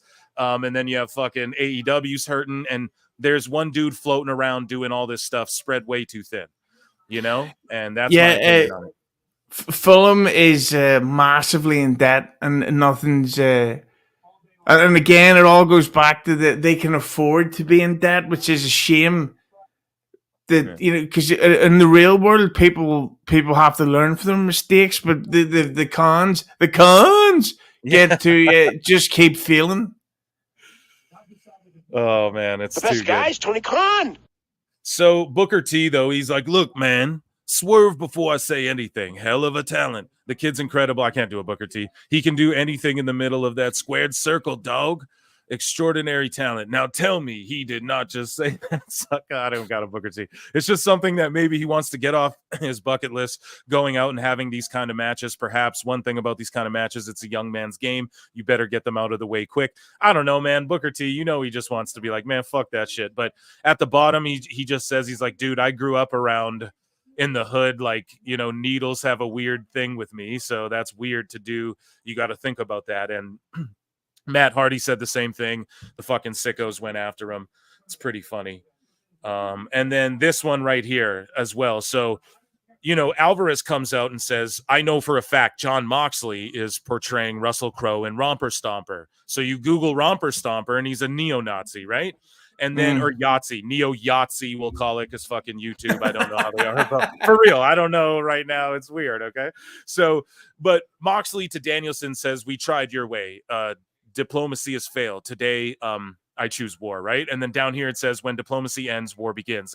Adolf Hitler. So I'm sure he was loosely quoting the fucking movie that Alvarez was talking about too. But what do you guys think that movie was loosely quoting, dude? They're fucking Yahtzees in it, okay? So they're obviously it's Hitler, dude. So he also quoted Mussolini, and then Shafir's quoting some other movie. Now, I think they're trying to play this off by just quoting movies and shit. That's my opinion. I think they're just kind of playing it off because people like me have gone, why the fuck are they leaning into this so hard? This white supremacist angle, whatever. I don't know. What are your thoughts on all that? Do you, Claudio also posted something that I didn't bookmark as well. Sorry. It was something like, I don't want to say Great White Hope, but it was some shit like, Great White something or like the White Tiger or some shit. And it was a picture of Mark Stone. Or I don't know if Claudio posted it, someone posted it, but they're just leaning too much into this like Yahtzee-ism gimmick. And I don't know. I just think that's in poor taste. What say you, Husey? Yeah, in this day and age, that's really not the type of storyline that you should risk going after. But then the thing is, Moxley's one of these people.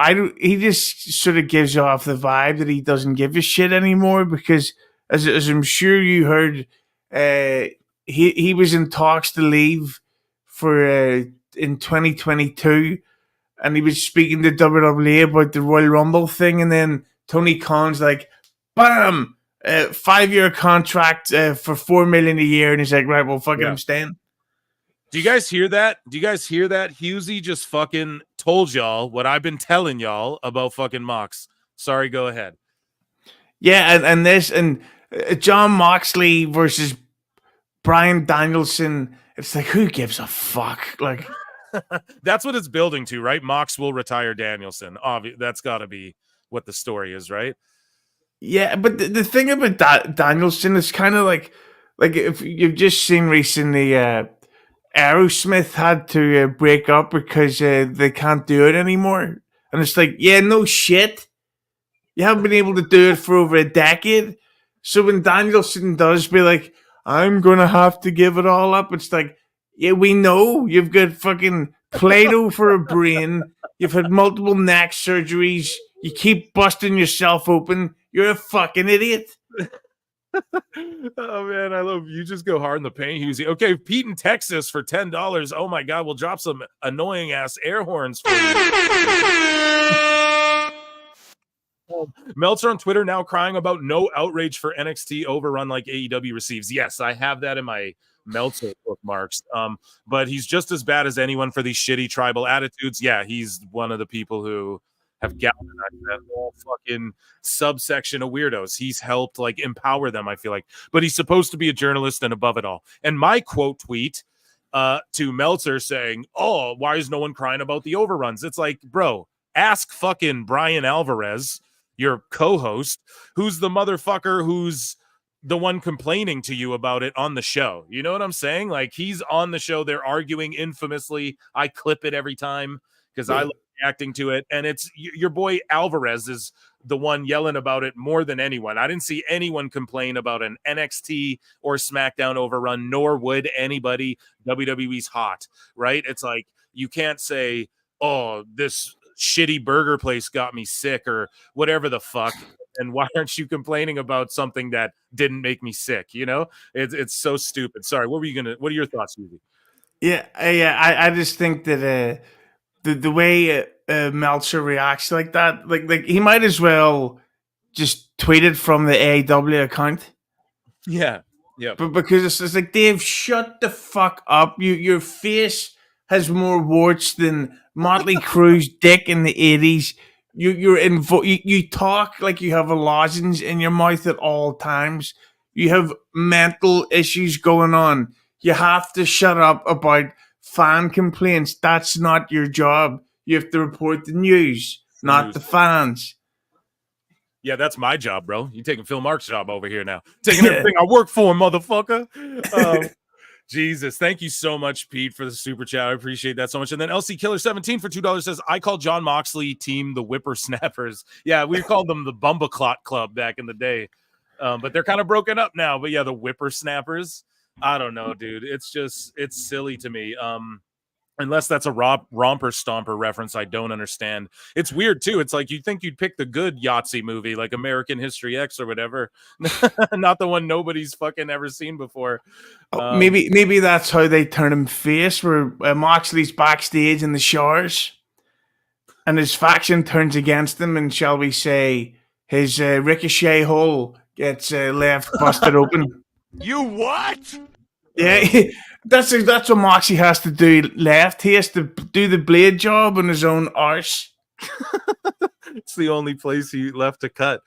Yeah, I just think it's weird, dude. And then they did like the Jewish roll of quarters thing, which I think people kind of blew out of proportion, but at the same time, it was weird to like write his name on it and shit. You know, it was like, goddamn, after he gave that promo about having coins thrown at him, and then you sock him with a thing of coins, and it's like, was that intentional? I don't know. I don't know. It just seems the creative minds back there, Tony Khan, cough, people can't tell him no, or they don't want to, or whatever. I don't know what it is. He okays dumb shit. Like, you need a good filter too. I get it. A lot of these people have creative freedom, so they come to you with some of this stuff.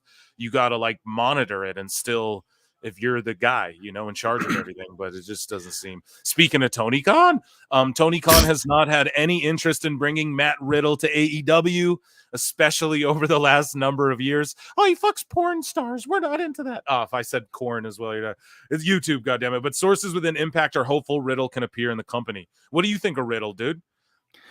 I think he was great. I really liked him, but I was told by a source that that's not a gimmick. He actually is exactly like that at all times. Yeah. So you could kind of understand why he may, get a bit of a reputation, because that shit could get annoying really quickly. Yeah. The other thing too is he's always, it came out again that he rubbed someone the wrong way, saying like he could beat up Roman Reigns or something. And it's like, my thing with Riddle is like, bro, we know, everyone knows you could beat them up for real. You don't got to go around telling everyone. Obviously, it's going to piss them off. People don't want to be around people like that. So it's like, yeah, I don't know. Like, I think he's a sweet dude. I'm a huge fan of his, and like, yeah, I see him like wrestling in people's backyards for their birthday parties and shit right now. He's doing the damn thing. He's out there. So I don't know. I always appreciate one of the guys on the road just fucking grinding it and embracing the grind, bruv. But Riddle is fucking someone said in the chat there, I see, like, how bad do you have to be if AEW won't take you? It's like, yeah, I think Tony Khan fears him. It's funny too, because Khan's a notorious partier. You'd think they'd want to link up, or maybe throws notorious parties, I guess. You'd think they want to link up, but he's like, dude, that Riddle guy's too crazy, I guess. I don't know. But the thing that's interesting is that allegedly Matt Riddle and Damian Priest were like big party guys. Yeah. Back when, which is what got them in trouble that time. Yeah. So of course, one of them completely cleaned up their act and went on to become, pushed to the top into the main events, while another guy is working at the mid card of NWA. Yeah. But I don't think he's totally done, because he was a big Triple H project in NXT, and with Randy Orton, I think we'll probably see Riddle back as long as he can have at least 6 months with no controversy. In the WWE, you think he'll be back for sure? I think it's possible. And plus, wouldn't it be interesting if TKO brought him back? And I don't know how he is physically, and he could be their first crossover guy who does UFC and WWE.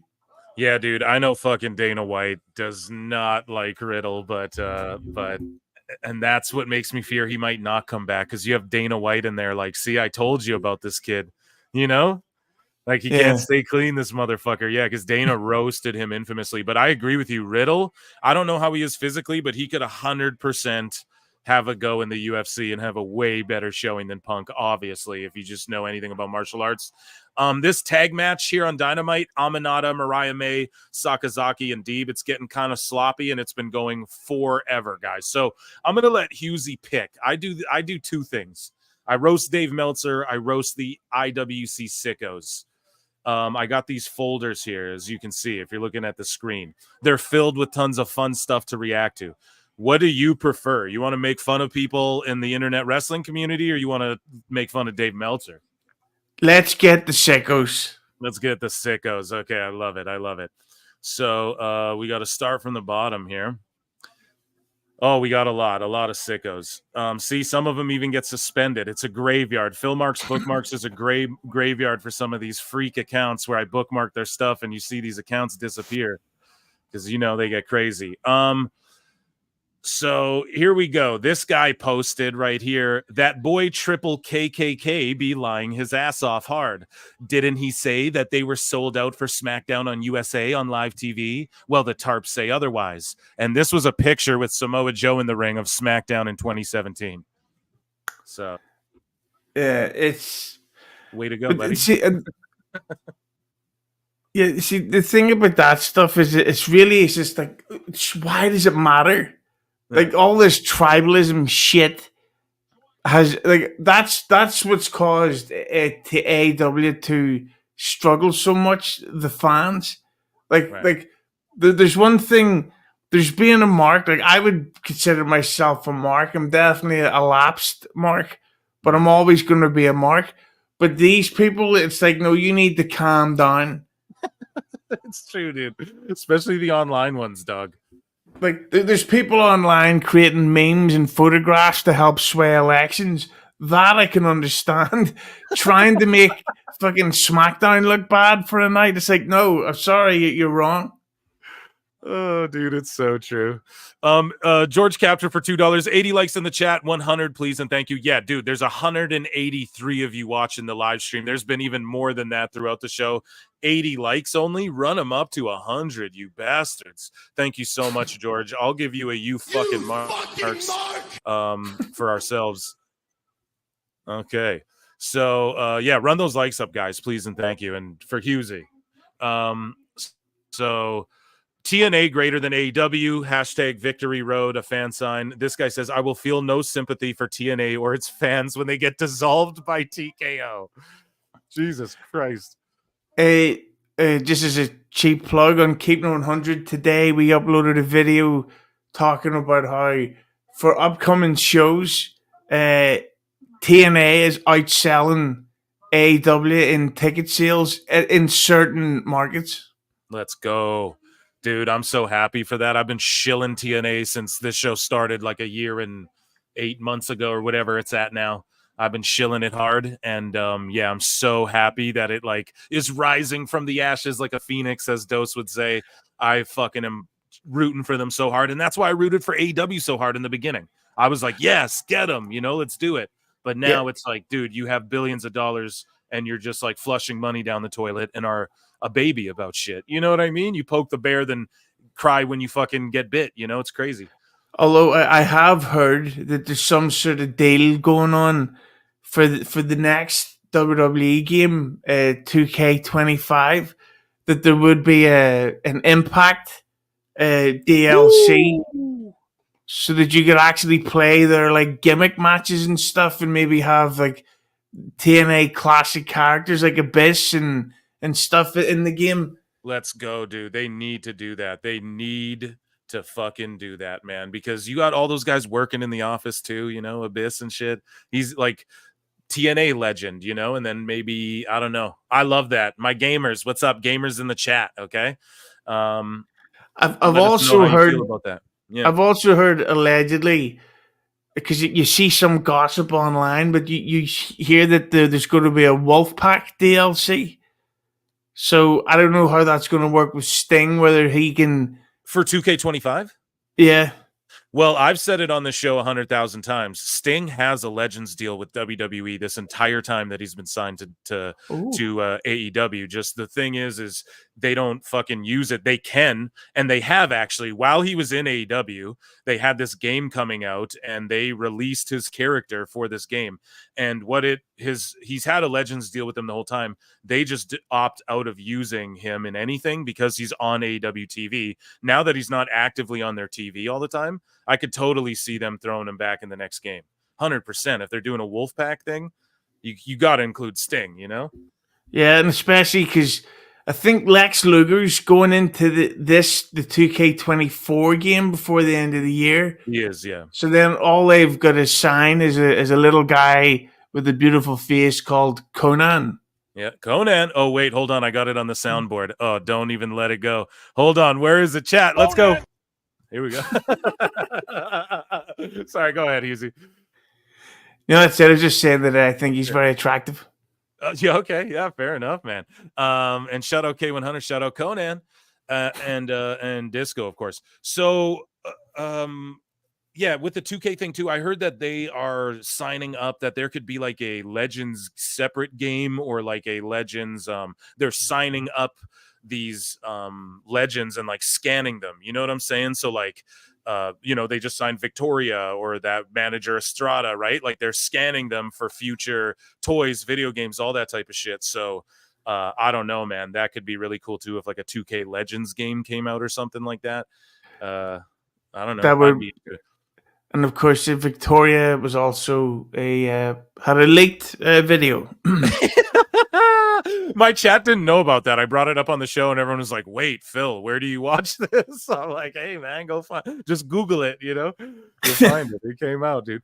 But yeah, dude, shout out TNA doing great, and if they're involved in the next game, that is big fucking moves for them, and I love that. I'm a TNA mark.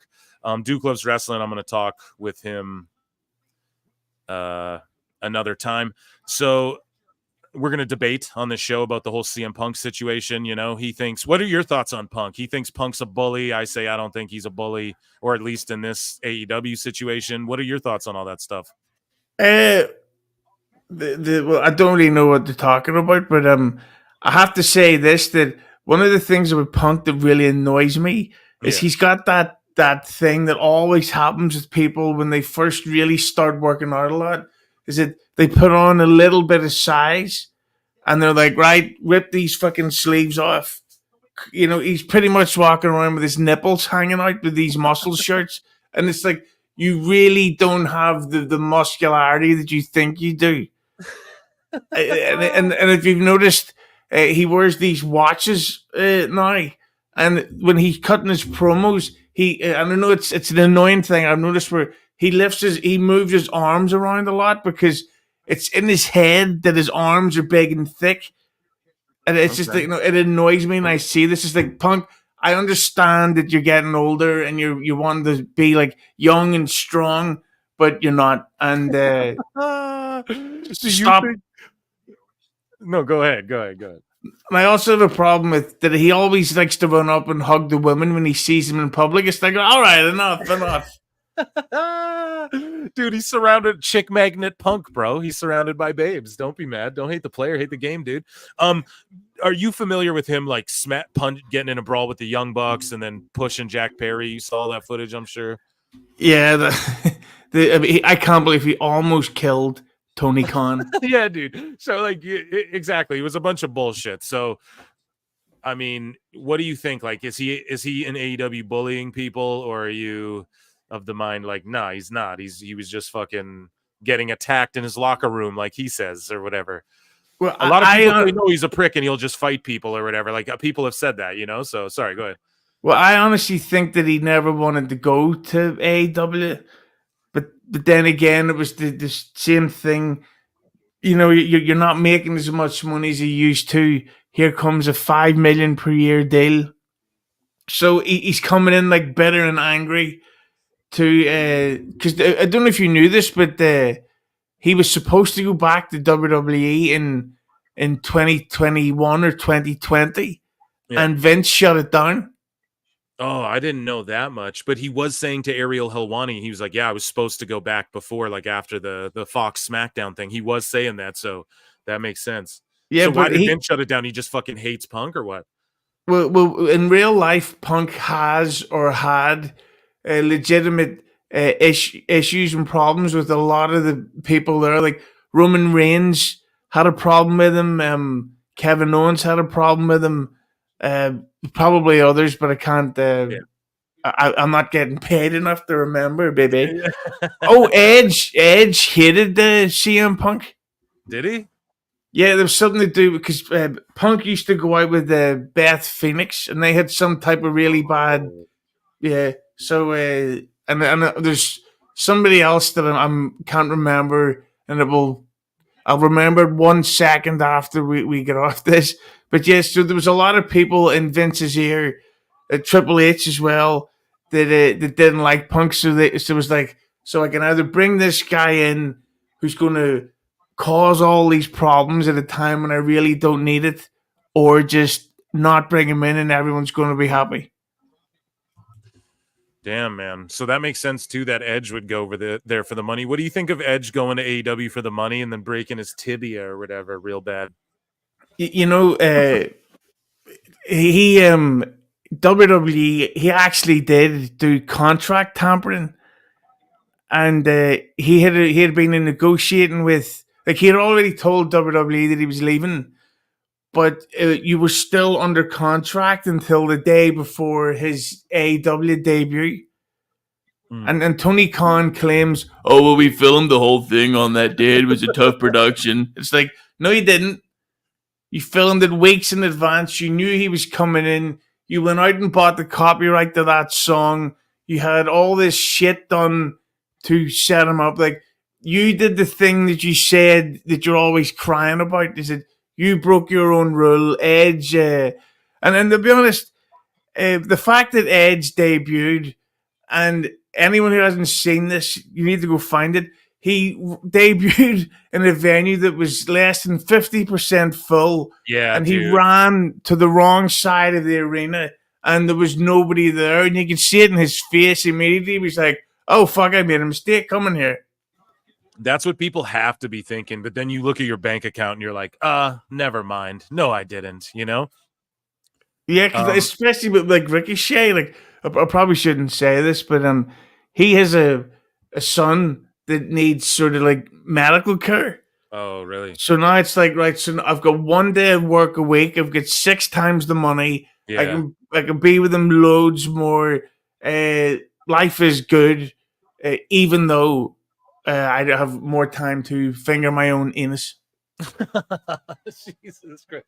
Listen, I never blame wrestlers for going and working the money mark out of money. Like, that's, if everyone could do that in life, just get a bunch of money and fucking, chill. I mean, I would encourage that greatly, but I just don't like when a lot of these guys are like, no, I want to come and make a difference in AEW. And no, I mean it. I'm here for long term. And it's like, yeah, you have to make 2 dates a month and you're here for 3 years.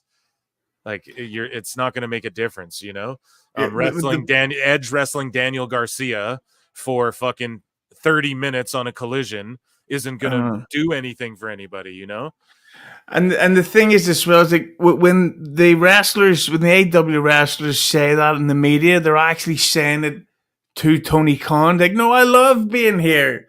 That storyline you had me do with Jericho based on orange juice, I loved it. That 7-month program about oranges, great stuff, Tony. Can I have another raise? It's like, no problem. Yeah, 500,000. Dude, here's the thing. Moxley is invading like Dynamite right now, I guess, even though these are all AEW wrestlers. But Claudio and Moxley and Marina Shafir just beating up Private Party and Commander. I don't know if you're familiar with any of them. And now they're beating up some manager. There's rumors Shane McMahon's going to show up in AEW. Do you think there's any truth to that, or? I guess it all depends what's in this Netflix documentary. Because what? So, like, if it's too shameful, then I mean, Tony Khan already called Vince Harvey Weinstein, so why would he work with Harvey Weinstein's son, dude? Exactly, and it's kind of like what do you call the blonde Trump son? What did he call Trump's son? Yeah, you know the way there's a blonde one. Yeah. One of Trump's kids' name is Barron Trump. He's like that really tall kid, right? Yeah. Right. So he's not actually ever said anything offensive in public or anything political, but the fact that he's related to this evil guy means that your name's tarnished forever. So yeah. I get what you're saying. Yeah. So I think that if he does sign Shane, or Shane does, I also think that Shane's going to get paid an absolute fortune, and nothing will be done with it at all. Could you see it though? Like, really, Shane going, yeah, I'll go work with this guy, and then what would he? Oh, he's going to sign Shane and pay him. Like, Shane doesn't need money, so what is he going there for? There has to be a bigger purpose in mind, right? Yeah, I just think that Shane sees him as a multi-billionaire and thinks I could get some of that shit. But also, it could be that whole story of, I know it sounds conspiracy theorist, but he's just going to go give you an X-Files. I'm going to give you an X-Files. Okay, go ahead. Basically, just could go in there. And Tony Khan is sort of known for being a mark, but also easily pushed around. Like, the person that runs AEW is Britt Baker. Like, they have that lunch table thing, I'm sure you've heard about, where they sit around and Tony Khan is like a high school girl, and he's reliving what he couldn't do at school. He's obsessed with pro wrestling, but now there's these big titted whores sitting around him. No offense, whores. Maybe you just have big arses. I'm not judging, but I think that Shane McMahon, if we're being conspiracy theorist, is going to come in and potentially sabotage the company. Intentionally sabotage it. Yeah, like backdoor get Vince back. Yeah, I'm back, pal. I'm taking over All Elite Wrestling, but now it's called All Entertainment Wrestling. Yeah. Yeah, like Shane could be private plane. Shane, it's your father. Yeah. Get in there and you tell that little cokehead to do a Yahtzee gimmick on TV. Yeah. You fuel up the jet and bring some kittens. I want to distribute some to my friends. You tell Ricochet I still have that tape of his. Yeah, dude. Oh my God. Oh, Jesus Christ. Okay. So speaking of Punk, though, we got Punk saying this. Hey, guys, love y'all, but friendly reminder to respect privacy and boundaries. Airports are not a meet and greet. If I have to ask you to stop, please Pardon me, I'm also looking at the TV. If I ask you to please stop following me multiple times, you have crossed a line. Please stop this. Thank you. And stop using your children as a shield or as an excuse. There's been like an epidemic, if you will, of fucking weirdos running up and following wrestlers around at airports. I mean, I don't know. I get it if you have kids or something and your kid sees them, but what do you make of all this? Punk, we were just talking about him. People say he's a little prickly, but I mean, you see wrestlers like people like Rhea Ripley who are notoriously really nice, and she's getting fed up and pissed off in videos, and I don't know. What do you make of all that sort of culture, the celebrity culture, I guess? There's a rumor that he's specifically talking about a guy called Billy Body. Oh, really? Yeah, that's Billy X-Files. Yeah. Yeah, I've talked about Billy Boy on the show before, like a bunch of times, actually. So you think he's talking about Billy Boy because for those of you who are unaware, Billy, you know, he takes his kid around to all these different shows around he goes everywhere, like WrestleMania, SummerSlam. He's everywhere. And he stays at like wrestler hotels and he's a collector and he gets shit signed. And a lot of people are like, yo, Billy's using his kid to stalk people like wrestlers around these hotels and shit like that. He's like, no, like my kid wants to go do this. You know, that's his. But he also tells stories. I've heard him on air tell stories about like, you know, when he was in like his fucking teens and 20s, I'm pretty sure he'd call around hotels and like go to where the wrestlers were and shit. So it is obviously something he enjoys doing too. So I don't know, but yeah, you're saying that this was referring to Billy Boy, you think, about Punk. It's very possible. They had a run in at what was I'm going blank here. Was it SummerSlam was Punk's big return match, wasn't it? Yeah, against Drew. There was an issue at the hotel because Punk took a photograph of the kid, and then, over the course of the next 4 or 5 days, they were practically following him around the hotel. Fuck, man. And then, and it's not the first time. And Billy's had a thing. It was a WrestleMania. I don't know if it was last year or this year. He get into some type of an issue with, is it Braun Strowman? Because Billy was following Logan Paul around to get him to sign a fucking Prime bottle. Is that for real, dude? Yeah, and Billy was then thrown out of the hotel. It's like, you bloody wanker! Oh my gosh! So Braun Strowman was like, "Leave Logan alone, kid." Yeah, Braun Strowman was like, "Why don't you leave him alone?" Because, dude, he had problems with other people too. Not to be two little gossipy bitches, but like I know, like, you know, Karrion Kross had to have words with him before and stuff. But I also do like know that his kid does get pictures with all these wrestlers and stuff. But I think Punk was like fucking suing him, or I think he said on a podcast, Billy did, that Punk was like because he made some meme about Punk, calling him like, I can't even fucking remember. I don't want to talk out of my ass, but he made like a meme of a shirt saying like, this is on sale now. And it's like, Punk is a pussy or something like that. I don't even remember what it said. And then it was about, you see, Billy used to work for Keeping It 100. I know that. Yeah. That's how I discovered him initially. Yeah. It was K100. And he get fired because the problem is you can't make up stories when the host of the show is basically the Dr. Dre of the wrestling world. and people can call Conan right after and go, what the fuck? That's not true. Like, what's he talking about? Yeah. And like Billy reported that Scarlett Bordeaux was having an affair with Seth Rollins. And it's really? Like, no, he's just fucking... Yeah, is that what Karrion had to talk to him about? Yeah. Oh, Jesus, man. Yeah, that makes sense. It's just weird shit. Yeah, it's just, I don't know. I don't give a fuck who's dating who, really. But the other thing is like, yeah. I mean, I won't lie. I've clipped videos of like, oh, these wrestlers broke up. I won't lie. I hot goss about it. I know, but I'm a sassy little bitch about it too. But you know, you got to do what you got to do. Mortis and Ricochet diving on each other, flipping, springboarding. You know what it's gonna be already. But damn, man. So that stuff's all really intriguing, though. Intrigues me a bit. So I didn't realize, like, yeah, Body was like stalking dude around or whatever, Punk, or it could possibly be, we don't know. But if there's rumors of it happening multiple other times, then that could be the case. Now, Billy, though, once predicted like a whole fucking WrestleMania, like 2 WrestleManias ago.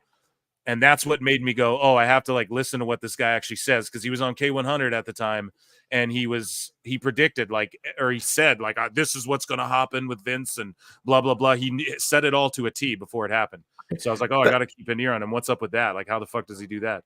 Yeah, no, that's something I will have to give him credit for. It was it was Mania 38. I'm pretty sure it was, where there was not everything, but I would say about 80% of the stuff he reported happened exactly as he said it would. And at the time I was like, holy shit. Me too. But it seemed like after that, all his sources then started working him, because all this news he was reporting wasn't happening. I know, so now maybe it's like fallen. It's like one of the greatest fall offs, and I'm not taking shots. I've invited Billy on. He can come here. He can call me a prick. You can fucking, he can do whatever. I'm down. I listen to his content even now. I'll throw, if he uploads a YouTube video, I'll throw it on, just to hear what he's got to say. But yeah, I do feel like I'm like, damn, a bunch of the shit he's not on point about anymore, and I don't know why. I'm like, what the fuck happened? Maybe it has to do with these superstar interactions. That's what I have to predict. But I didn't mean to interrupt you there, Husey. Sorry. It was incredibly rude. Incredibly rude. I've lost my heart on and everything. Yeah, well, it's my show, goddammit. Yeah. So weird. I got a couple super chats for $2. Darby Dumas sighting. Yeah, here, I'll give you a yeah for that. Yeah. Darby Dumas. He dresses like Lita.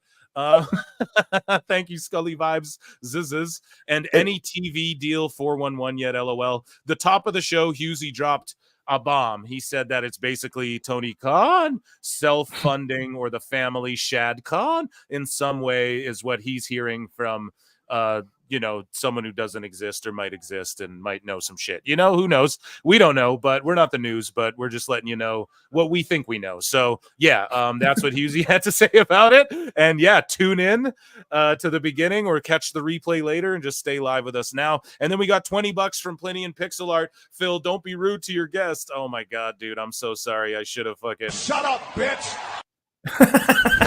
Emotional damage! I'm sure Husey's going to cry about it. And Plenty, and good to see you made it, dude. I know you're in the Discord. Like, I don't know if I'll make it. Sweet to see you're here. Thank you so much for the $20, man. It's Husey Hellos here tonight, too. So it's pretty crazy, man. And yeah, StreamYard's being wonky. Thank you so much. And I'll give you a round of applause for such a generous donation there to the channel. Next week, Darby's world title's on the line against Moxley. So it's like a title eliminator, and Ricochet, Mortis are still going to the fucking limits, man. So we knew that was going to happen. But anyways, back to what we're talking about here. But then Billy has some type of legitimate, like, weird, intense issue with Cody Rhodes. What is that about? Yeah, he was like, Cody's going to lose. We need more Roman. I know he was a big fan of more Roman. I was too. I was like, let Roman Reigns, but pun intended, let Roman's reign last for 5 years even. I was all on board with that. So I thought that was him just, oh shit, like being a fan. But yeah, fill me in. Like, what is his fixation with Cody? Well, would you like to hear some alleged scoop that I'd heard from a source about Cody? Some hot goss? Yeah, dude, we love hot goss here. Well, you know that thing at the Royal Rumble when after he won and he pointed at Roman? Yeah.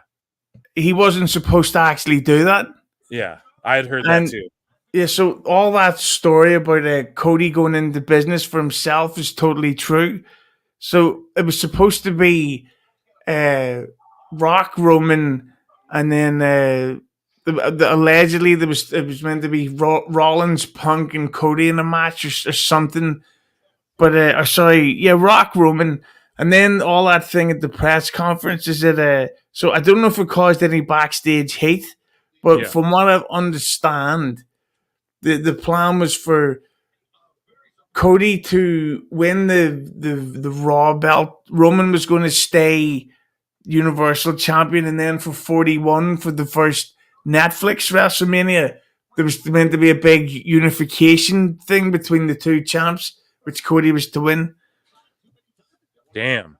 That would have been cool, I guess, too. But I'm glad it happened the way it happened. Thankfully, Yeah. Cody went into business for himself. But the thing is, he's doing it again this year because like he's politicking to get Cody versus Cena at That's WrestleMania. what Cody wants. Is Cody versus Cena? Yeah, but at the same time, he wants Cody versus The Rock, and then he also wants a third Roman match. And then I think WWE wants Orton versus Rhodes, which like either one of those would be good to see. Yeah. But yeah. So he's basically he's definitely getting his name out there behind the scenes. Well, that's good. But if you line those up, like I get it, you want to like those are all Mania matches. But if you line them up, like okay, he beats Cena, beats Orton, and then fucking, you know, maybe not loses. Yeah, beats The Rock. Does Cody beat The Rock, though? That's kind of crazy, too. I don't know, man. WWE's in a good position with all of these fucking stars on their hands. But yeah, if Cody's politicking, so how does that tie into Billy? Like, Billy's like, oh, fuck him. He's politicking backstage? No, I have no idea. I think that maybe Billy tried to get Cody to sign something for him, and Cody said, fuck off, buddy.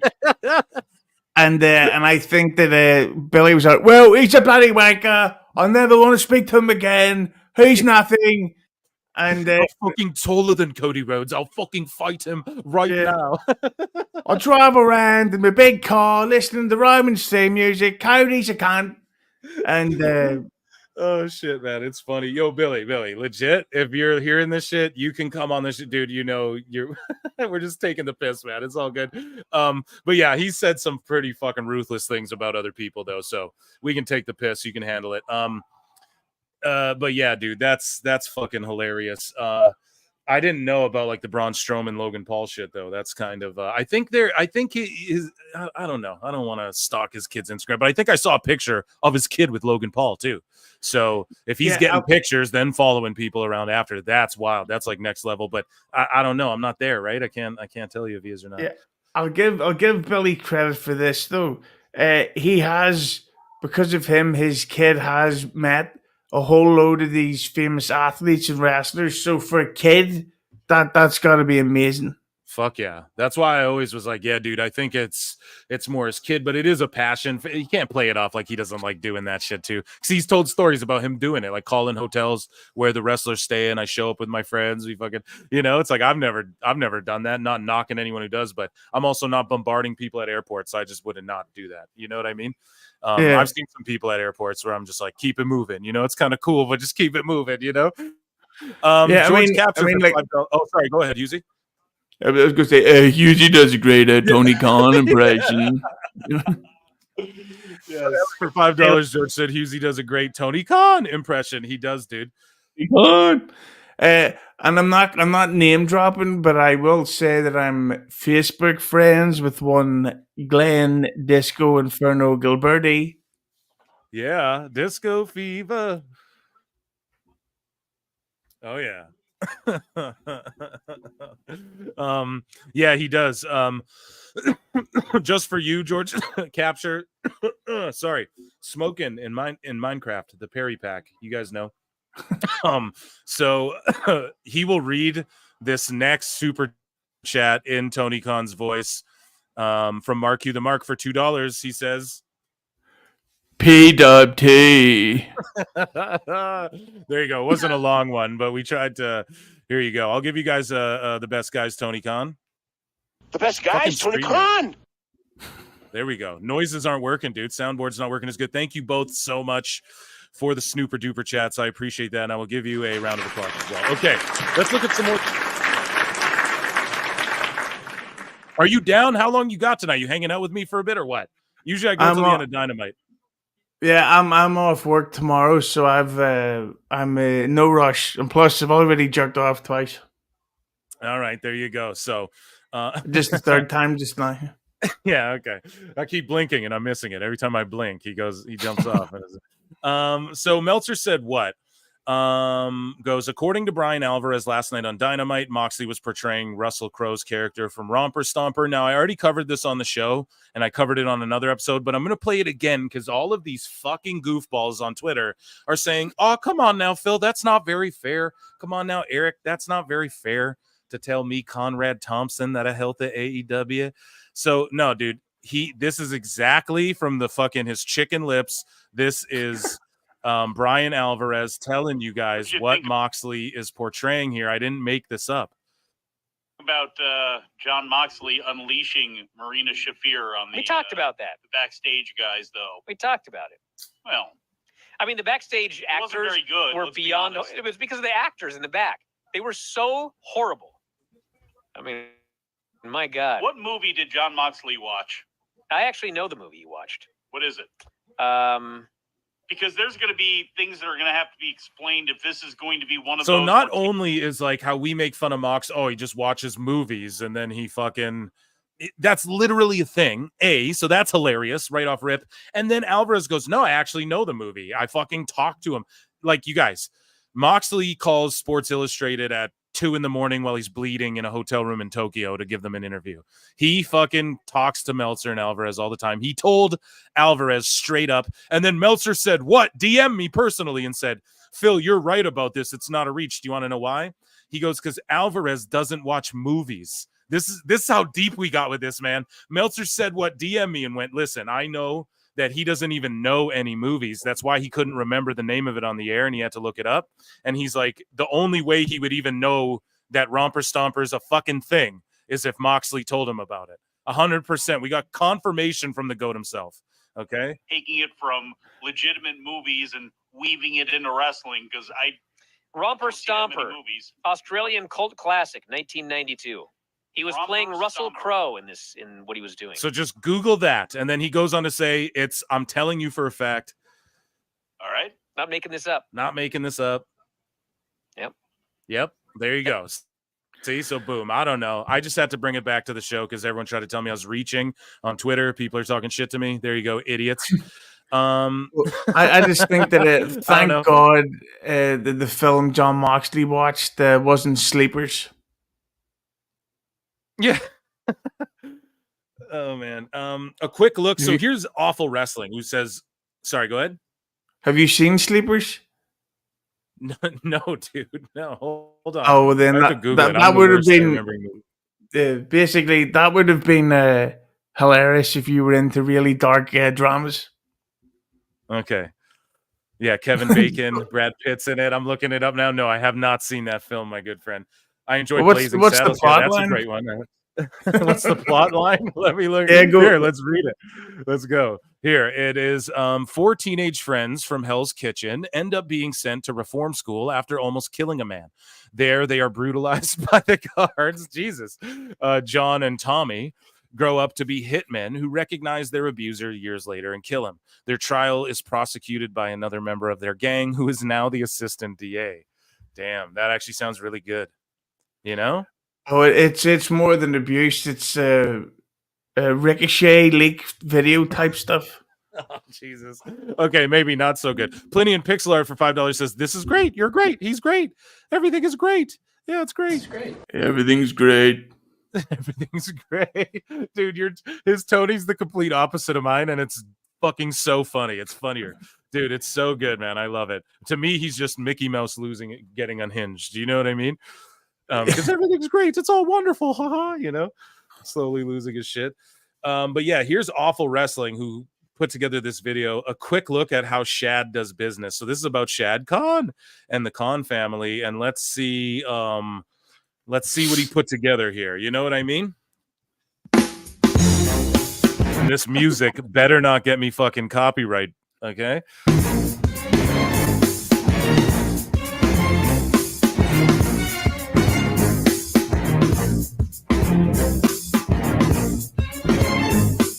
On February 10, 2020, Shad Khan co-founded and launched the Black News Channel. Okay.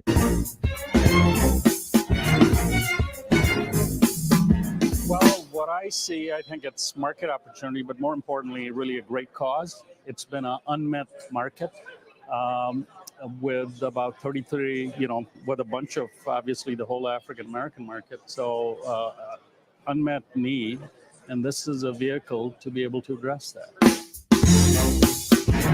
He invested $50 million into a news network exclusively for African Americans. Okay, but what the fuck does this got to do with AEW, dude? It's kind of funny though. Here we go. I'm sure he'll tie it into a bow. He partnered with Congressman J.C. Watts, who has to save Shad during a CNBC interview. Where do you think you're going to take share from? Where are they getting their news now as a demographic? I think they're getting them from a number of places, but it's not specifically oriented towards them. And so Idiot. maybe, JC, you want to, I can't explain this shit. What a stupid fucking idea. It's like, hey, Phil, I've come up with an idea, right? Where you can order stuff online and it's then delivered to you. No one's ever thought of that idea before. I just need $33 million. Yeah, 33, all the black people in America. Yeah, and it only black people are delivered to you. That's the thing. Jamie Earhart for $5 says that another podcast,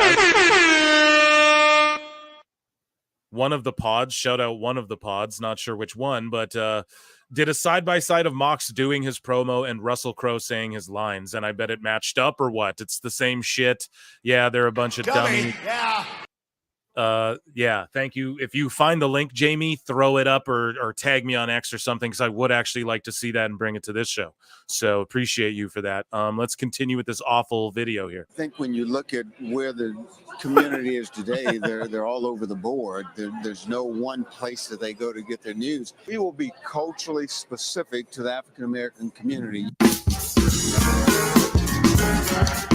Despite being a groundbreaking venture, had many flaws.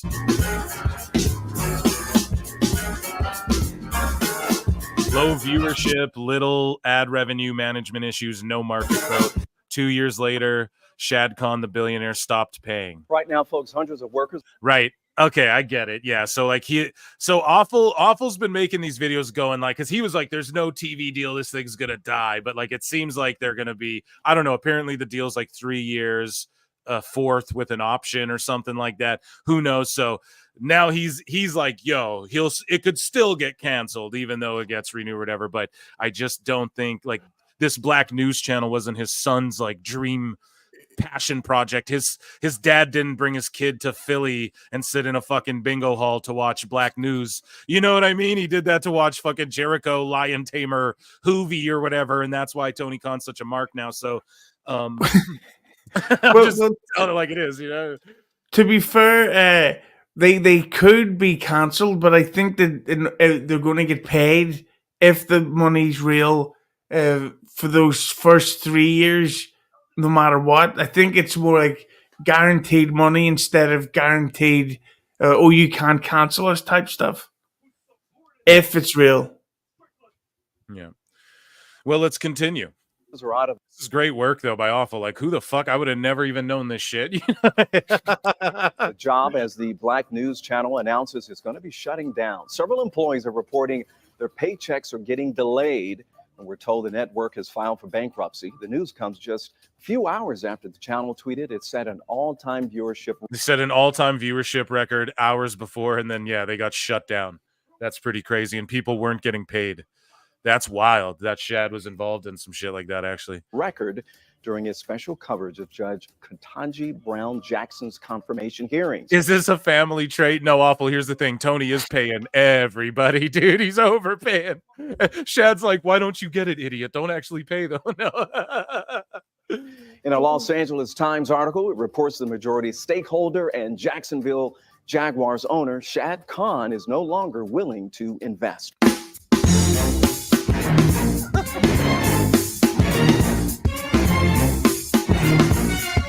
Nah, I don't know. I think it's a different thing, bro. But yeah, I get it. He could, man. His dad could pull the plug and not invest this money back in. But if what Hughesy's saying true, then who knows, man? He's getting another loan. Because I heard shit like from Brandon Thurston and them. They were kind of talking like, well, Tony paid the initial investors back, and the initial investors, one of them I think was his dad or something. So who knows if that's true? But that's sort of what was floated around there. That he's flirting too. But yeah, fucking that's what was floated out there, is that Tony, like, I guess paid his dad back however much at the beginning or something, but that could all just be hearsay for what we know. But I don't know, it doesn't seem like they're pulling the plug yet, man. 5 years deep, so I don't know. It will be interesting though, because if their audience keeps dropping, like really, if they get to at least 2 years into this deal, into like 2026, what will their numbers be like?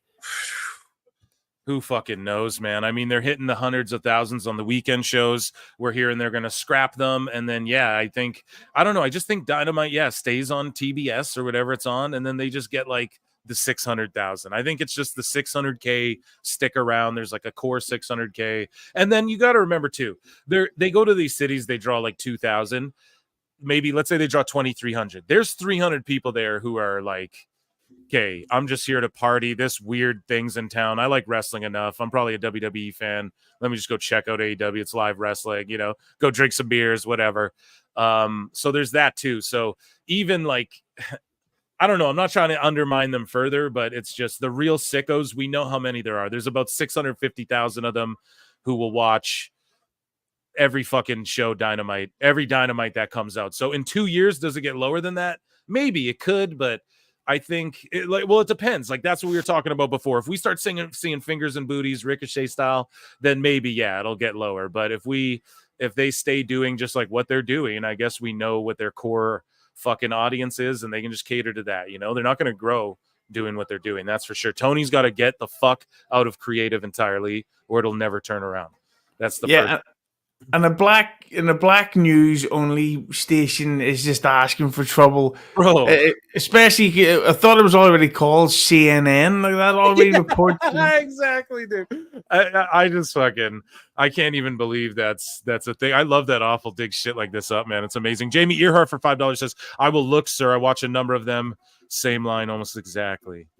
Oh, you're talking about the Moxley Russell Crowe. Yeah, dude, for sure. Throw it in the chat. Thanks for the super chat. You didn't have to super chat to say that, but yes, thank you so much. And I will give you something. I'll give you a we'll give you a liar for fucking Tony Khan. You goddamn liar. I don't know. But yeah, here, let's watch the end of this video and thank you, Jamie Earhart. He's done it before, but yeah, dude, it's comparing apples to oranges, man. It's wrestling. It's a whole different thing. But you could say, well, it's live TV, though, or whatever. Or maybe Black News wasn't live. There's some... I don't know. I run on color people time. That's a joke. I'm Aboriginal. We make those jokes all the time. I was going to say, maybe they're running on CPT, but I know people fucking get mad at me for saying that. Anyways, though, not an AE virgin making a Samoa Joe trend. Yeah, we covered this one before. Here we go. So I'm not watching, but I'm going to guess yet again this didn't happen. So during last Dynamite or whatever, this AIR Gold Duck, I call him Gold Duck because he's a ducker.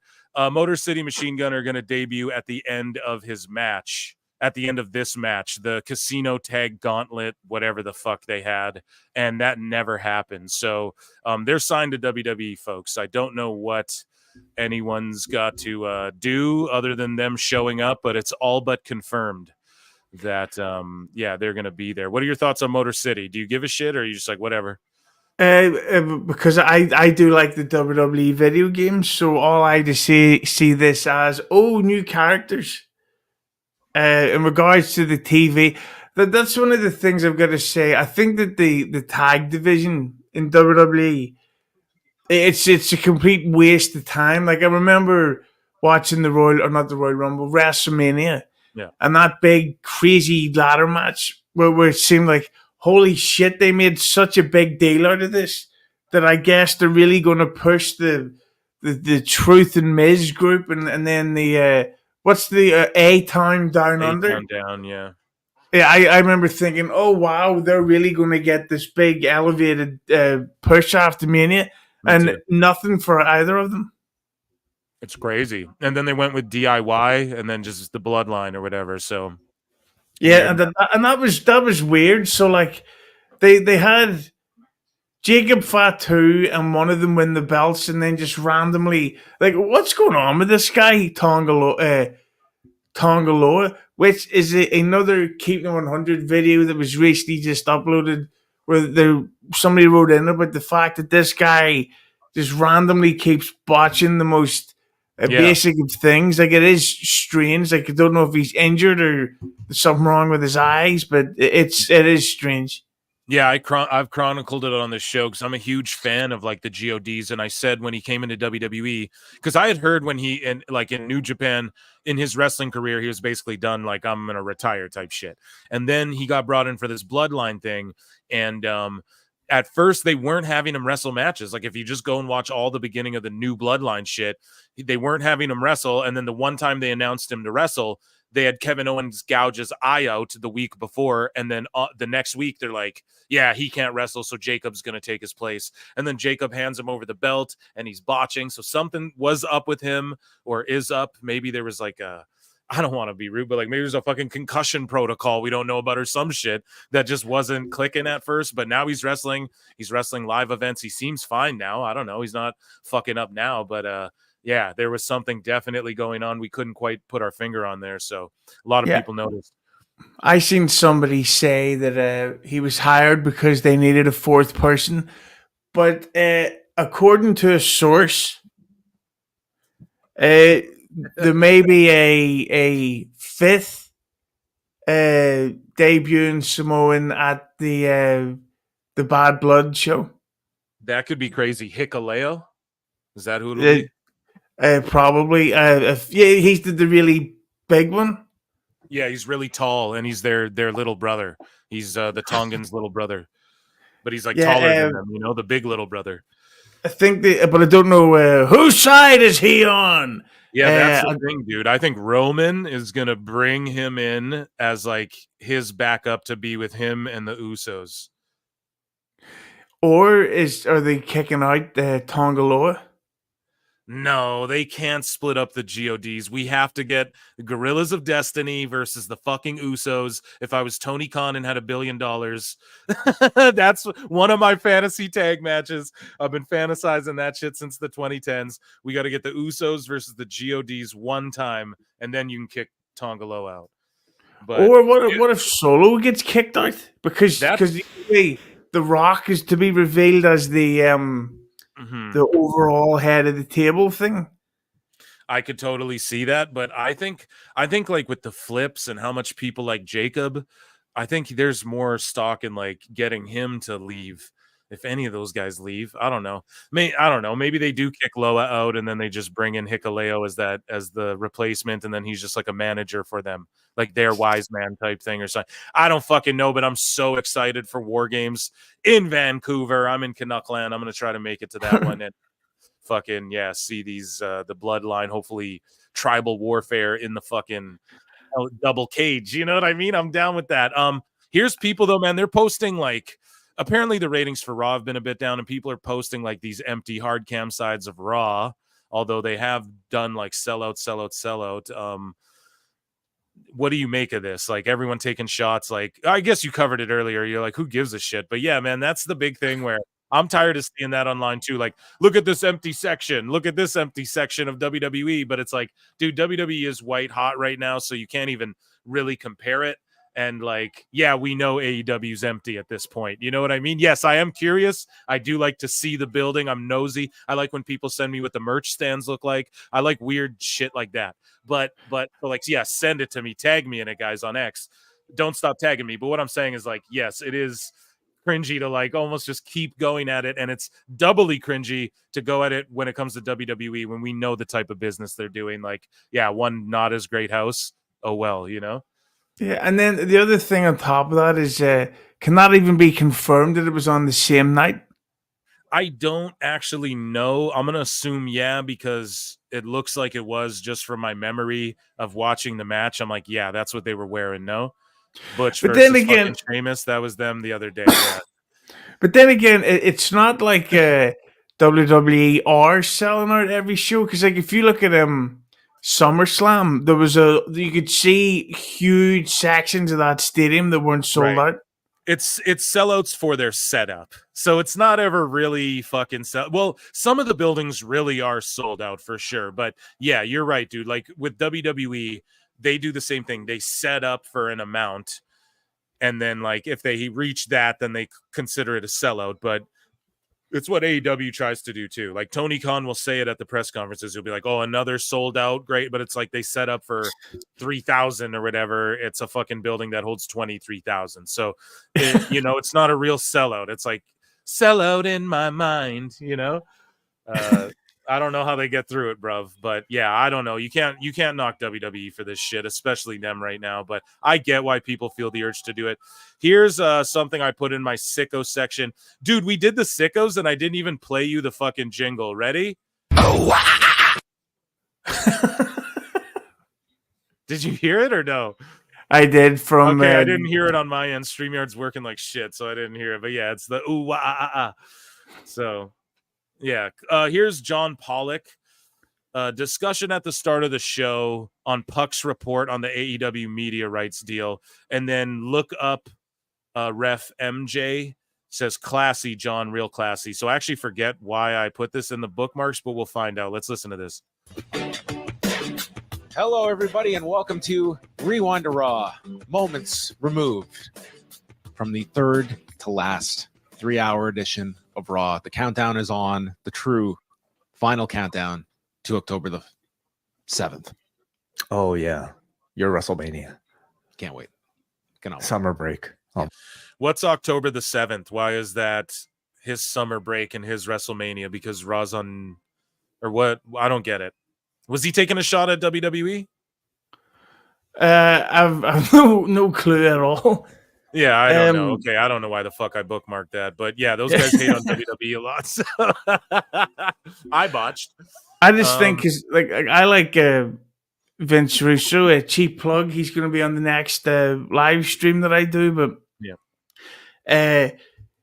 he has this thing where he has like shit on WWE no matter what, and that's that. And it's like it's to be totally honest, it can be really boring to listen to. Yeah. Who is this? Sorry, Vince Russo. Oh, right. So he's coming on. He's coming on K100 or what? My solo show that's on at Husey Entertainment. Yeah. Oh, fuck yeah, you guys, make sure you check that out. That's amazing. That's awesome. You got Vince coming on, but you think it's boring to like hate on WWE stuff? Yeah, it's just like anyone like. A lot of those Twitter accounts I follow are pretty much anti WWE or AEW. Yeah, but I follow it because they're funny. But there's a lot of these people are just like, oh, everything sucks. They're getting cancelled. There's no TV deal. It's like, calm down. I know, dude. I'm the same way. I'm like, yeah, dude, come the fuck on. Like, it's easy to do that. I feel like it's really easy to just like take that road. And I've said it too. I was like, dude, if I just picked a side and I was a full blown AEW hater or WWE hater, I'd have way more fucking followers than I have now too. Like I'd probably, I'd be like, have way more subscribers and shit if I fucking just picked a lane and like went hard. Like I try to be objectively cynical and critical about everything equally, So like the Young Bucks are out here wrestling Will Ospreay, man. How do you feel about that? I'm so glad that I'm doing this instead. Yeah, me too. Me too.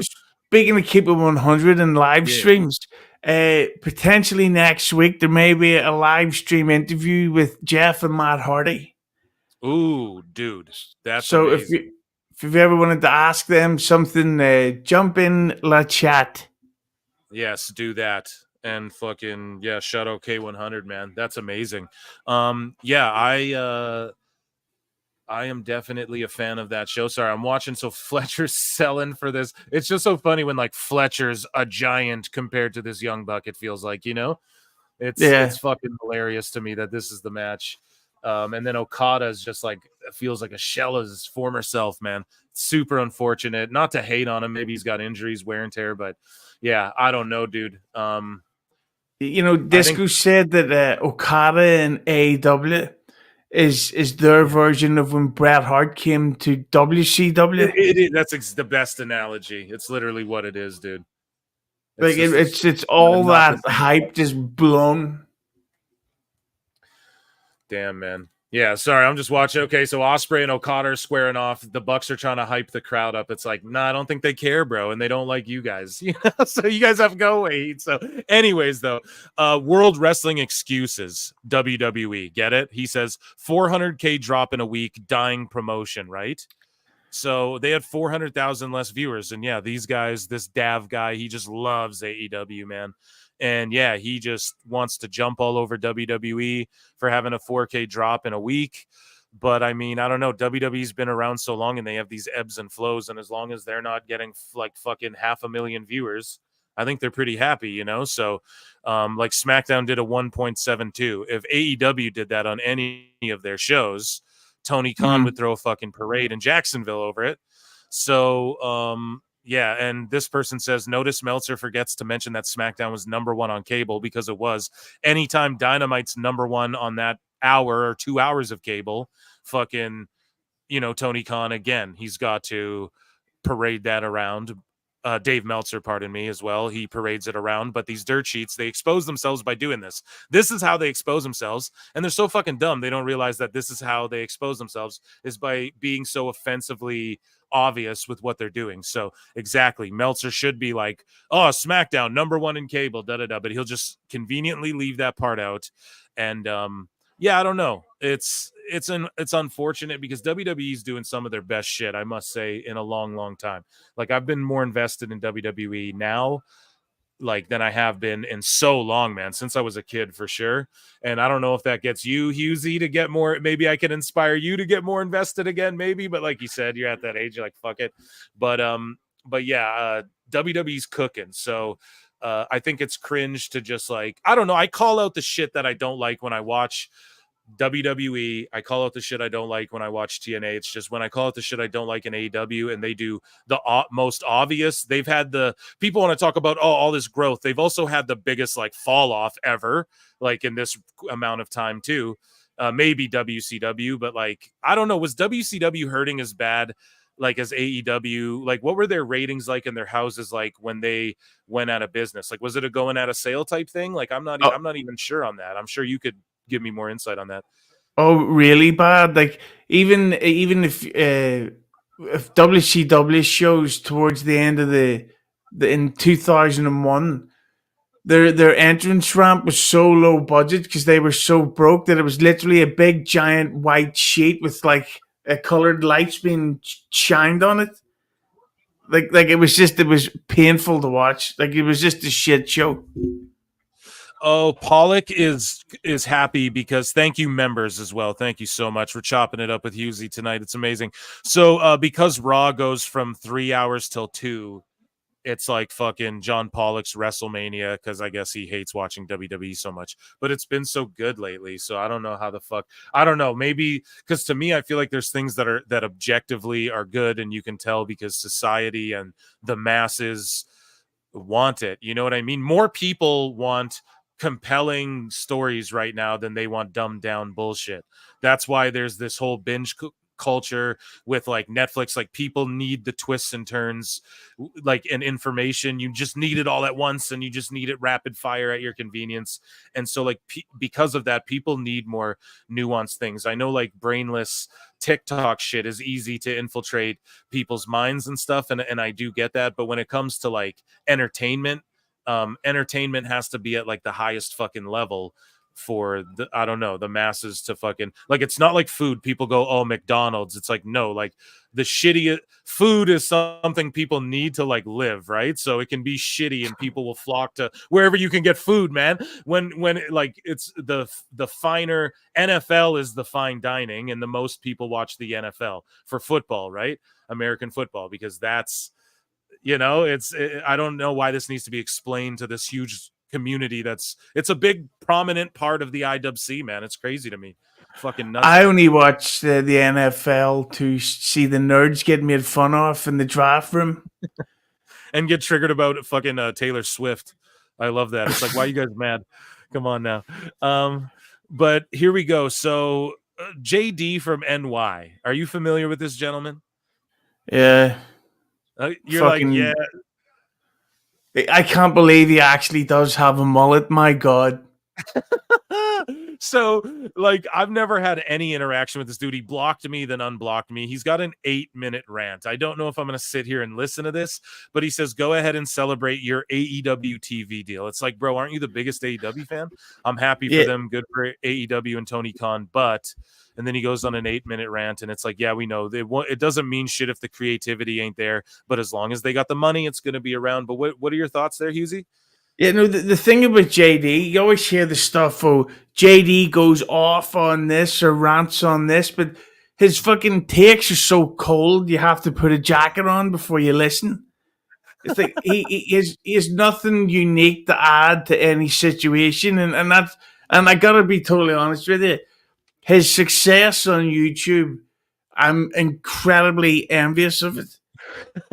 It's like, you've got to be fucking joking me. How can this guy be doing like quadruple the numbers that people like Eric Bischoff or fucking Conan even does? It drives me crazy.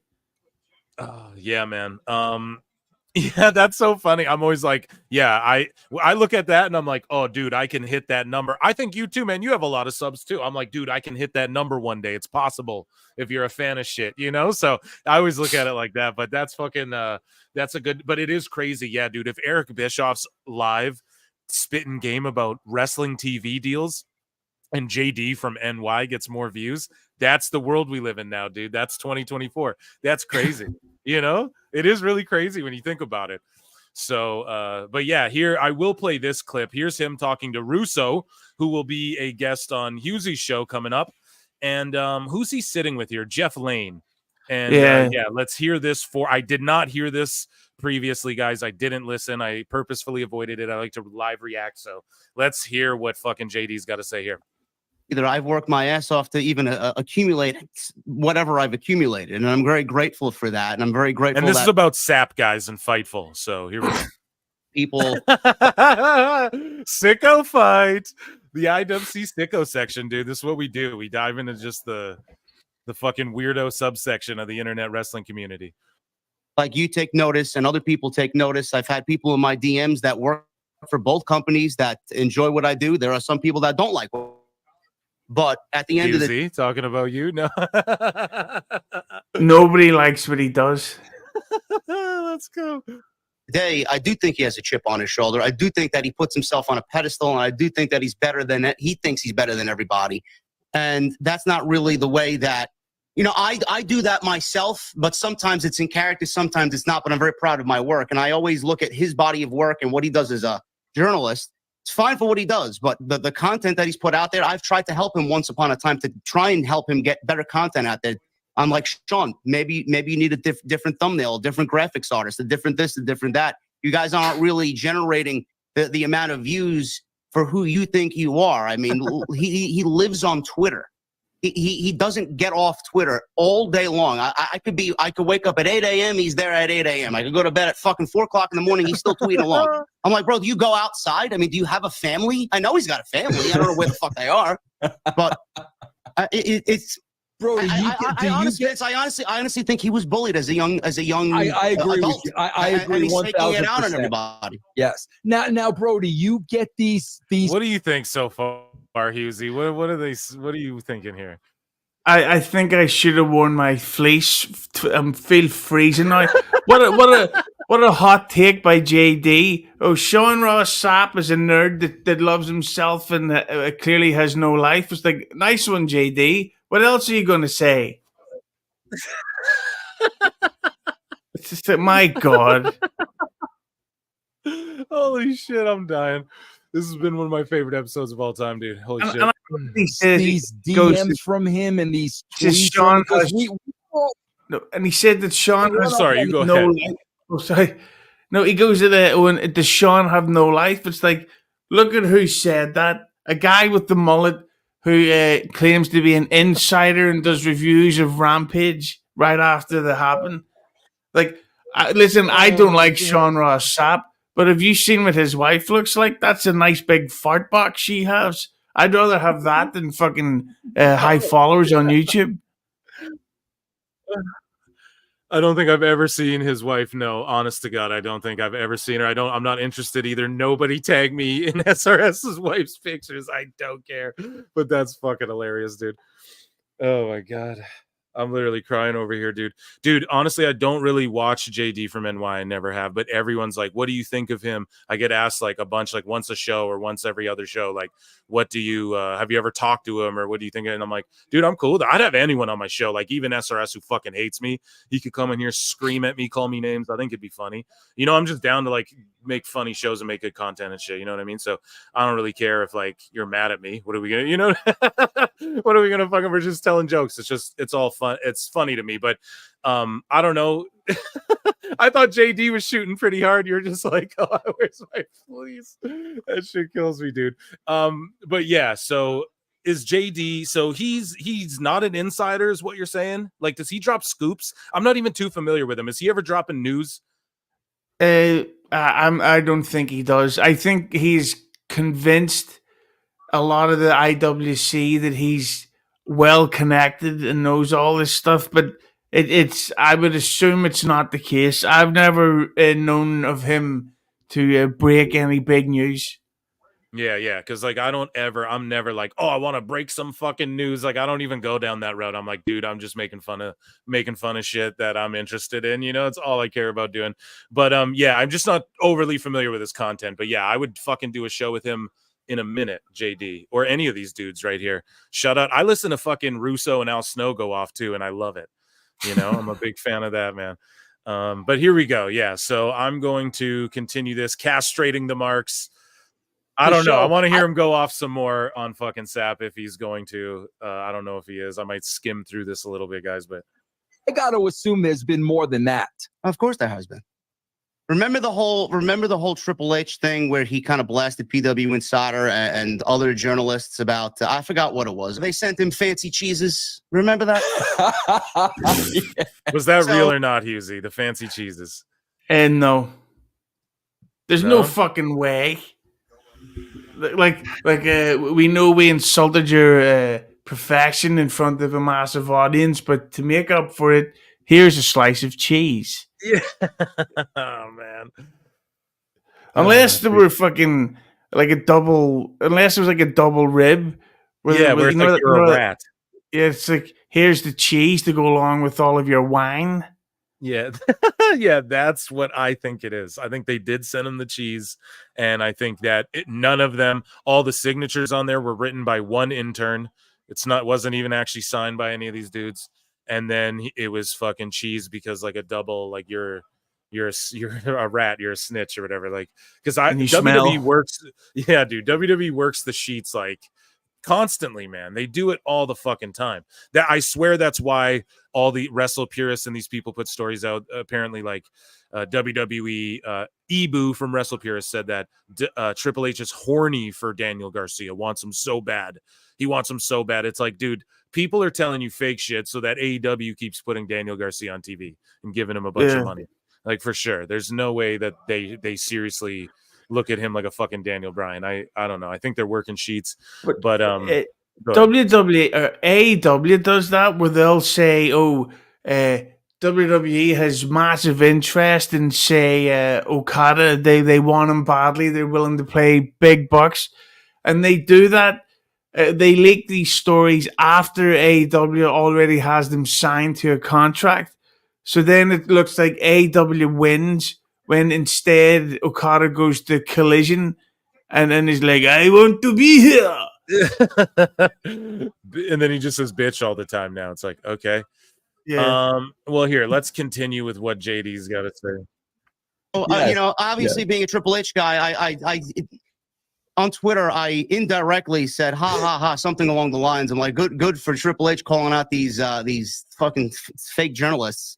He was in my DMs that night, just telling me, he was in my DMs that night and then again following like 2 days later. And he said something very derogatory to me, like, you wouldn't say that to my face or something along those lines. I'm like Sean, it is what it is, man. You guys blatantly did something wrong. You got something wrong, and then you won't admit that you got something wrong. Just say that you SRS freaked out on me in DMs, dude.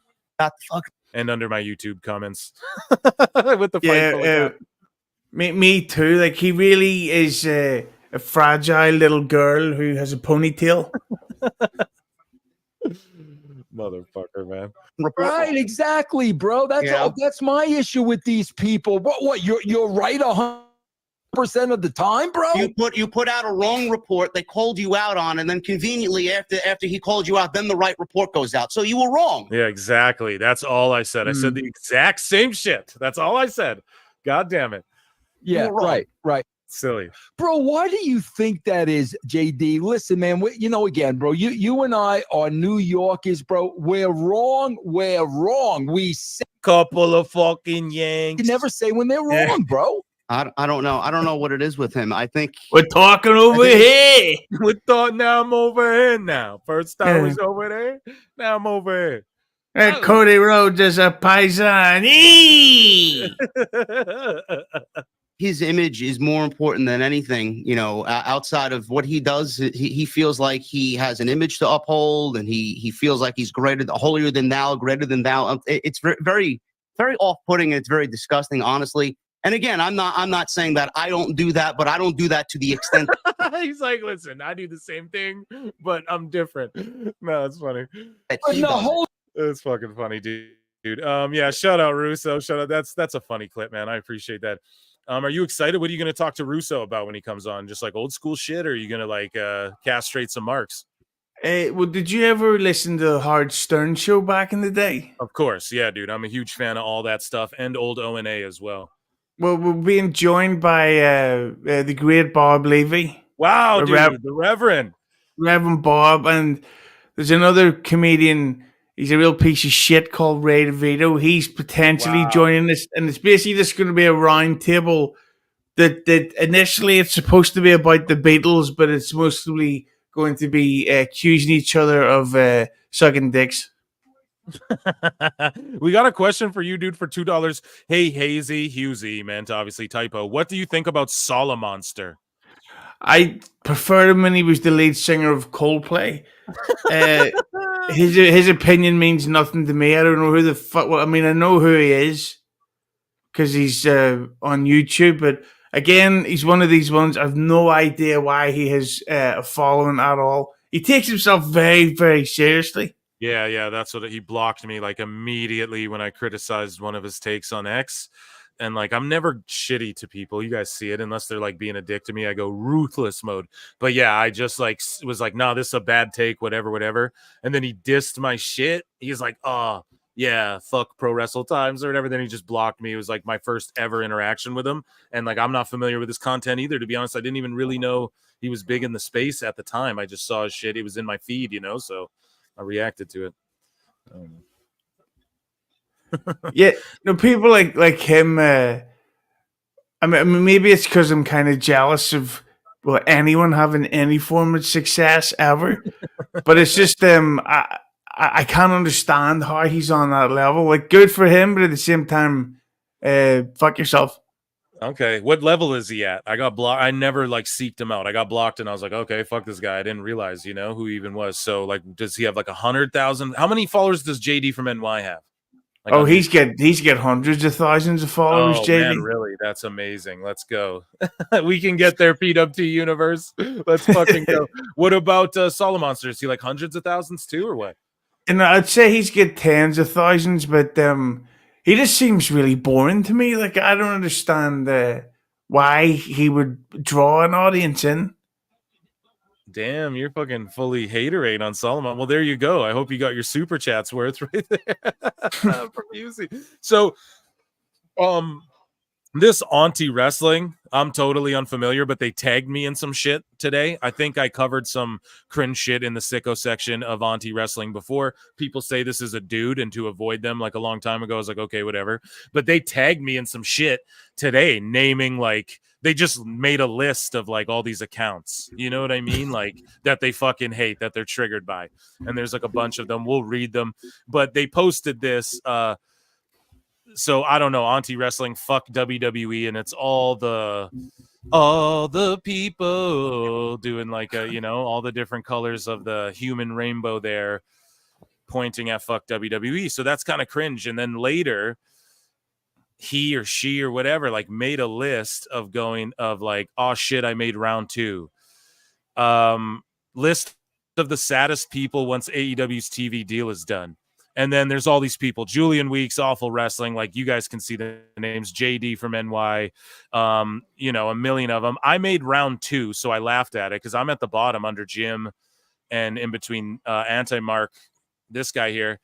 And I've been the one saying they're going to get a TV deal this whole time. I was like, dude, AEW will live forever, even if it's like running out of fucking parking lots on YouTube. You know, it'll be a thing. Trust me, it's not going to go anywhere. So I don't know why I'm included on this, but yeah, I don't know. I just quote tweeted and was like, I'm a bigger AEW fan than you, pussy. Cry about it. AEW Dynamite watch along goes down tonight. And then, yeah, I just blocked this weirdo. People were like, it's a dude. So I was like, okay, I'll just block them then, pretending to be and then if you look at their profile, I don't know, it's like fucking love wrestling because of my nephews or something. And I'm like, you're weird. I don't fucking know. But yeah, they made the sicko segment for sure, because if you have to make a fucking list about people you don't like to cry about some shit you don't even know, listen to my show, you motherfucker. You know, I've said that they fucking are gonna get a TV deal, bro. It's the dumbest thing ever. But yeah, it's just like I could never imagine sitting there and tweeting out a list of people that I fucking hate. Like, that's just insane, you know? Yeah, it's too much in their head. Like they shouldn't care. I will give them credit for the effort of making that artwork, though. It's good diversity. So they may be a loser mark, but at least they're not racist. Exactly. Always looking for the positives. So AEW's offer is much more future forward than WWE's with Netflix. I don't know if Tubi and Netflix can really compare, but apparently Tubi's part of this deal. So I don't know. It's kind of silly. We talked about the deal. What do you think, Husey? The person that wrote that, it's ironically they have Bryan Danielson as a profile photograph because they probably have his brain matter. AEW's, I gotta say something. The fact that it's so close to the end of the contract and it hasn't been extended is not a good sign. Like, I don't know if you own your home or you live in an apartment or whatever, but when you're signing to buy a house, you don't want to do it like you don't sign and move in the next day. Yeah. You know, what do you call that thing? It's in like a waiting time. I can't think of the word. Escrow? Oh, my God. I don't know, man. I can't think of it either, but you're absolutely right. I just think that they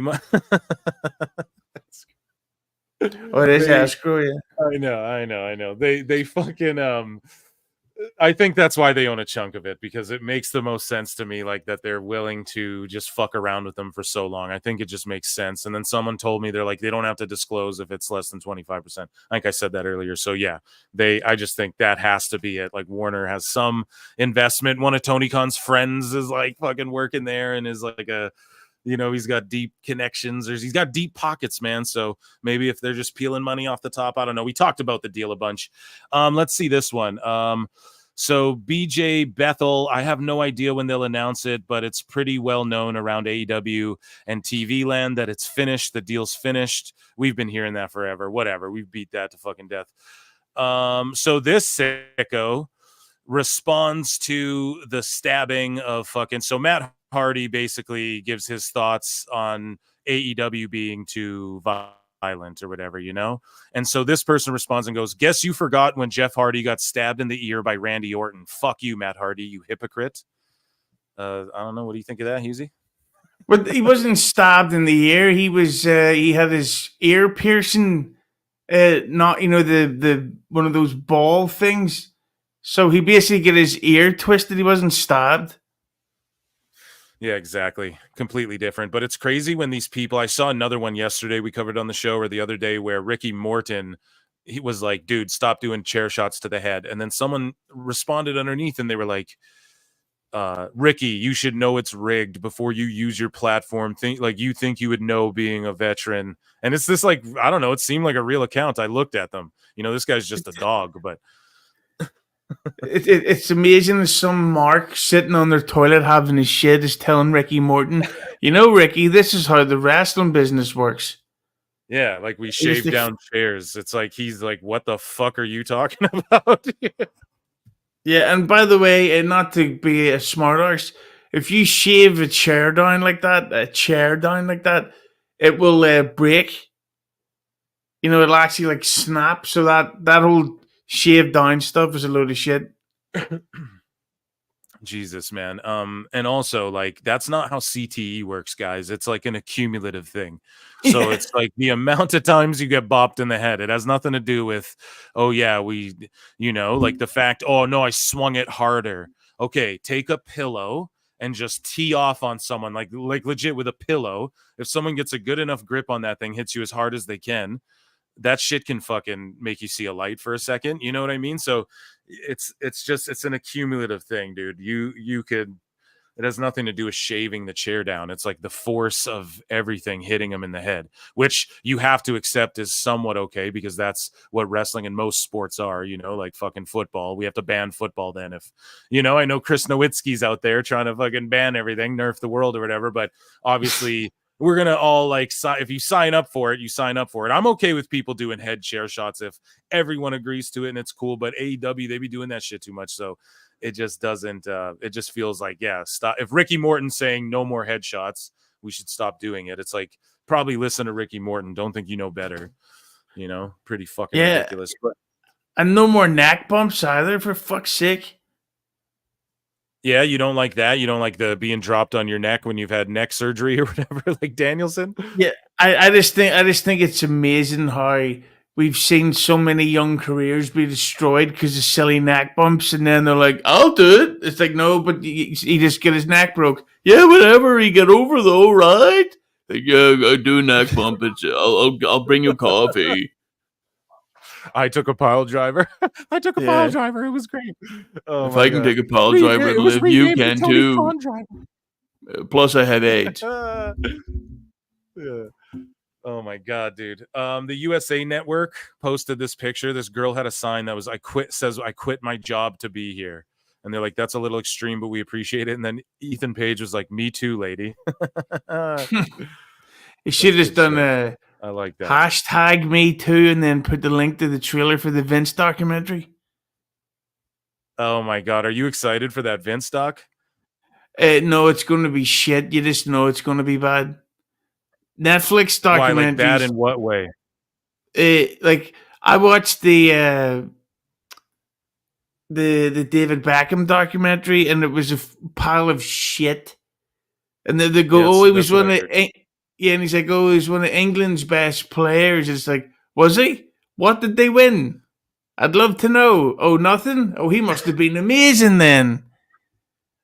And it was basically just a 3-hour documentary about, oh, he's awesome, he's great. It's a pile of shit.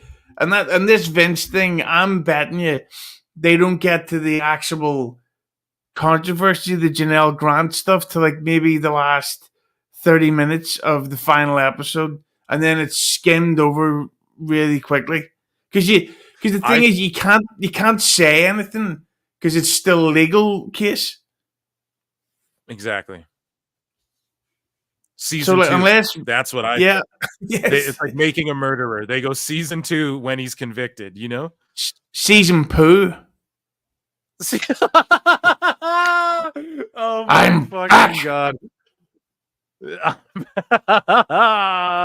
Oh my god, that is fucking amazing. Yeah. Oh I've got a hangover and I've been eating high fiber cereal all morning. Janelle, get over here. I've been in Saudi Arabia drinking pure goat's milk in the desert. I have the hot shit. It's been coagulated in my stomach. And I've been hanging out with kittens on my private plane. Oh my god. Barbecue sauce. That barbecue sauce is really doing a number on my guts. Do you want to have sex? White rice. Yeah, I texted her. I said, baby, tonight I had white rice and goat's milk. Yeah. Get ready for Splash Mountain, the ride of your life. Don't bother washing your hair. It won't work. Yeah, don't bother washing your hair or doing your makeup. That shit's going to come off anyways. Oh, my God, dude. We're going too fucking far. Oh man, that's hilarious. Well, with that, I guess, guys, thanks for joining us tonight on the show. Husey, thanks a million for doing this. And fuck, man, we should do this again. I had a blast. This has been one of my all-time favorite episodes. We go in like almost 3 hours. Yeah, I got some shit I got to do, some grass I got to touch, but yeah, I just appreciate you being here, man. Yeah, no, listen, I had a great time, and I actually, it's people like you and what are they called, Wrestling Soup, and yeah, those Wrestling guys. Soup. I just had Mish on my show today. Yeah, and those we call him Marvin the Puppet, or Yeah, Tony the Talk Khan. Wrestling. Yeah, I like those guys. I think people like you, 3 shows are the only ones that people should really pay attention to. All that super mega mark stuff just takes the fun out of it all. Yeah. Well, I appreciate you saying that, dude, because everybody knows the fucking tag. It's Husey. Hello. And yeah, everyone can find you at the Husey and at Husey Entertainment on YouTube. And I'd love to come do your fucking show, man. We should do it sometime. I'm just doing a lot of stuff. I'm kicking it around home lately, so I've been recording a lot and doing a lot of live streams and that. So, well, it's funny you say that, because come winter time, I always do a shitload of episodes, not because I like it, but because the algorithm of the Christmas thing, you could make a shitload of extra money. YouTube 101, folks. The more you know. There you go. Yeah. That's what I say to people: don't upload on Saturdays, because the algorithm's always dead on a Saturday, and then do double on a Sunday, and the weekend's the weekend for a reason. But yes, what I was saying is, I'd definitely love to have you on for a round table. We'll have a few Steve Weisers, Yes, and I will crack some open. We'll do impressions where we'll make fun of each other. And Christmas season is always the time for podding and drinking, as they say. I agree. And getting fat, eating lots of food. Yeah, I love it. I love it, man. Okay, everybody chat. Round of applause for Husey. Take your panties off. Take your panties off. That's a good fuck, man. We don't get movies like that anymore. You know what I mean? Guys, to send us off, of course, your favorite. It is Chris Jericho. Peace and love. Husey, thanks again for being here, man. Peace, chat. I look and see it's not just me. Jeff, why do you insist on doing this dumb internet shit on TV? I look and see it's not just me. This place is a fucking joke, man. You're a clown. I quit. So many of us have stood where we stand. We are the young, so raise your hand. So many of us have stood where we stand. We are the young, so raise your hand. We call us problem child. We spend our lives on trial. We walk an endless mile. We are the youth gone wild. We stand and we won't fall. We're one and one for all. The writing's on the wall. We are the youth gone wild. No. It doesn't make logical sense. But it makes yes, of course. But it makes wrestling booking sense. Of course, this makes no sense. Of course, okay, it makes no sense. However, in pro wrestling booking, which often makes no sense, it would do that. It's about making money. It's not about anything else. Wrestling's always been about making money first and foremost. That's it. Yes, I look and see it's not just me. Last weekend was the greatest weekend in AEW history. This is the greatest week. I look and see it's not just me. Security, my safety, my life was in danger at a wrestling show. So many of us have stood where we stand. We are the young, so raise your hand. So many of us have stood where we stand. We are the young, so raise your hand. We call us problem child. We spend our lives on trial. We walk an endless mile. We are the youth gone wild. We stand and we won't fall. We're one and one for all. The writing's on the the wall. We are the youth gone wild. We call us problem child. We spend a night on trial. We walk an endless smile. We are the youth gone wild. We stand, we won't fall. We're 1-1 for all. The writing's on the wall. We are the youth gone wild. Get wild! Yeah! If you're familiar with how we do things often here on these Wednesdays, it's a lot like one of my favorite movies, Time Cop. What? Fuck you. Fuck you. Yeah! Damn it!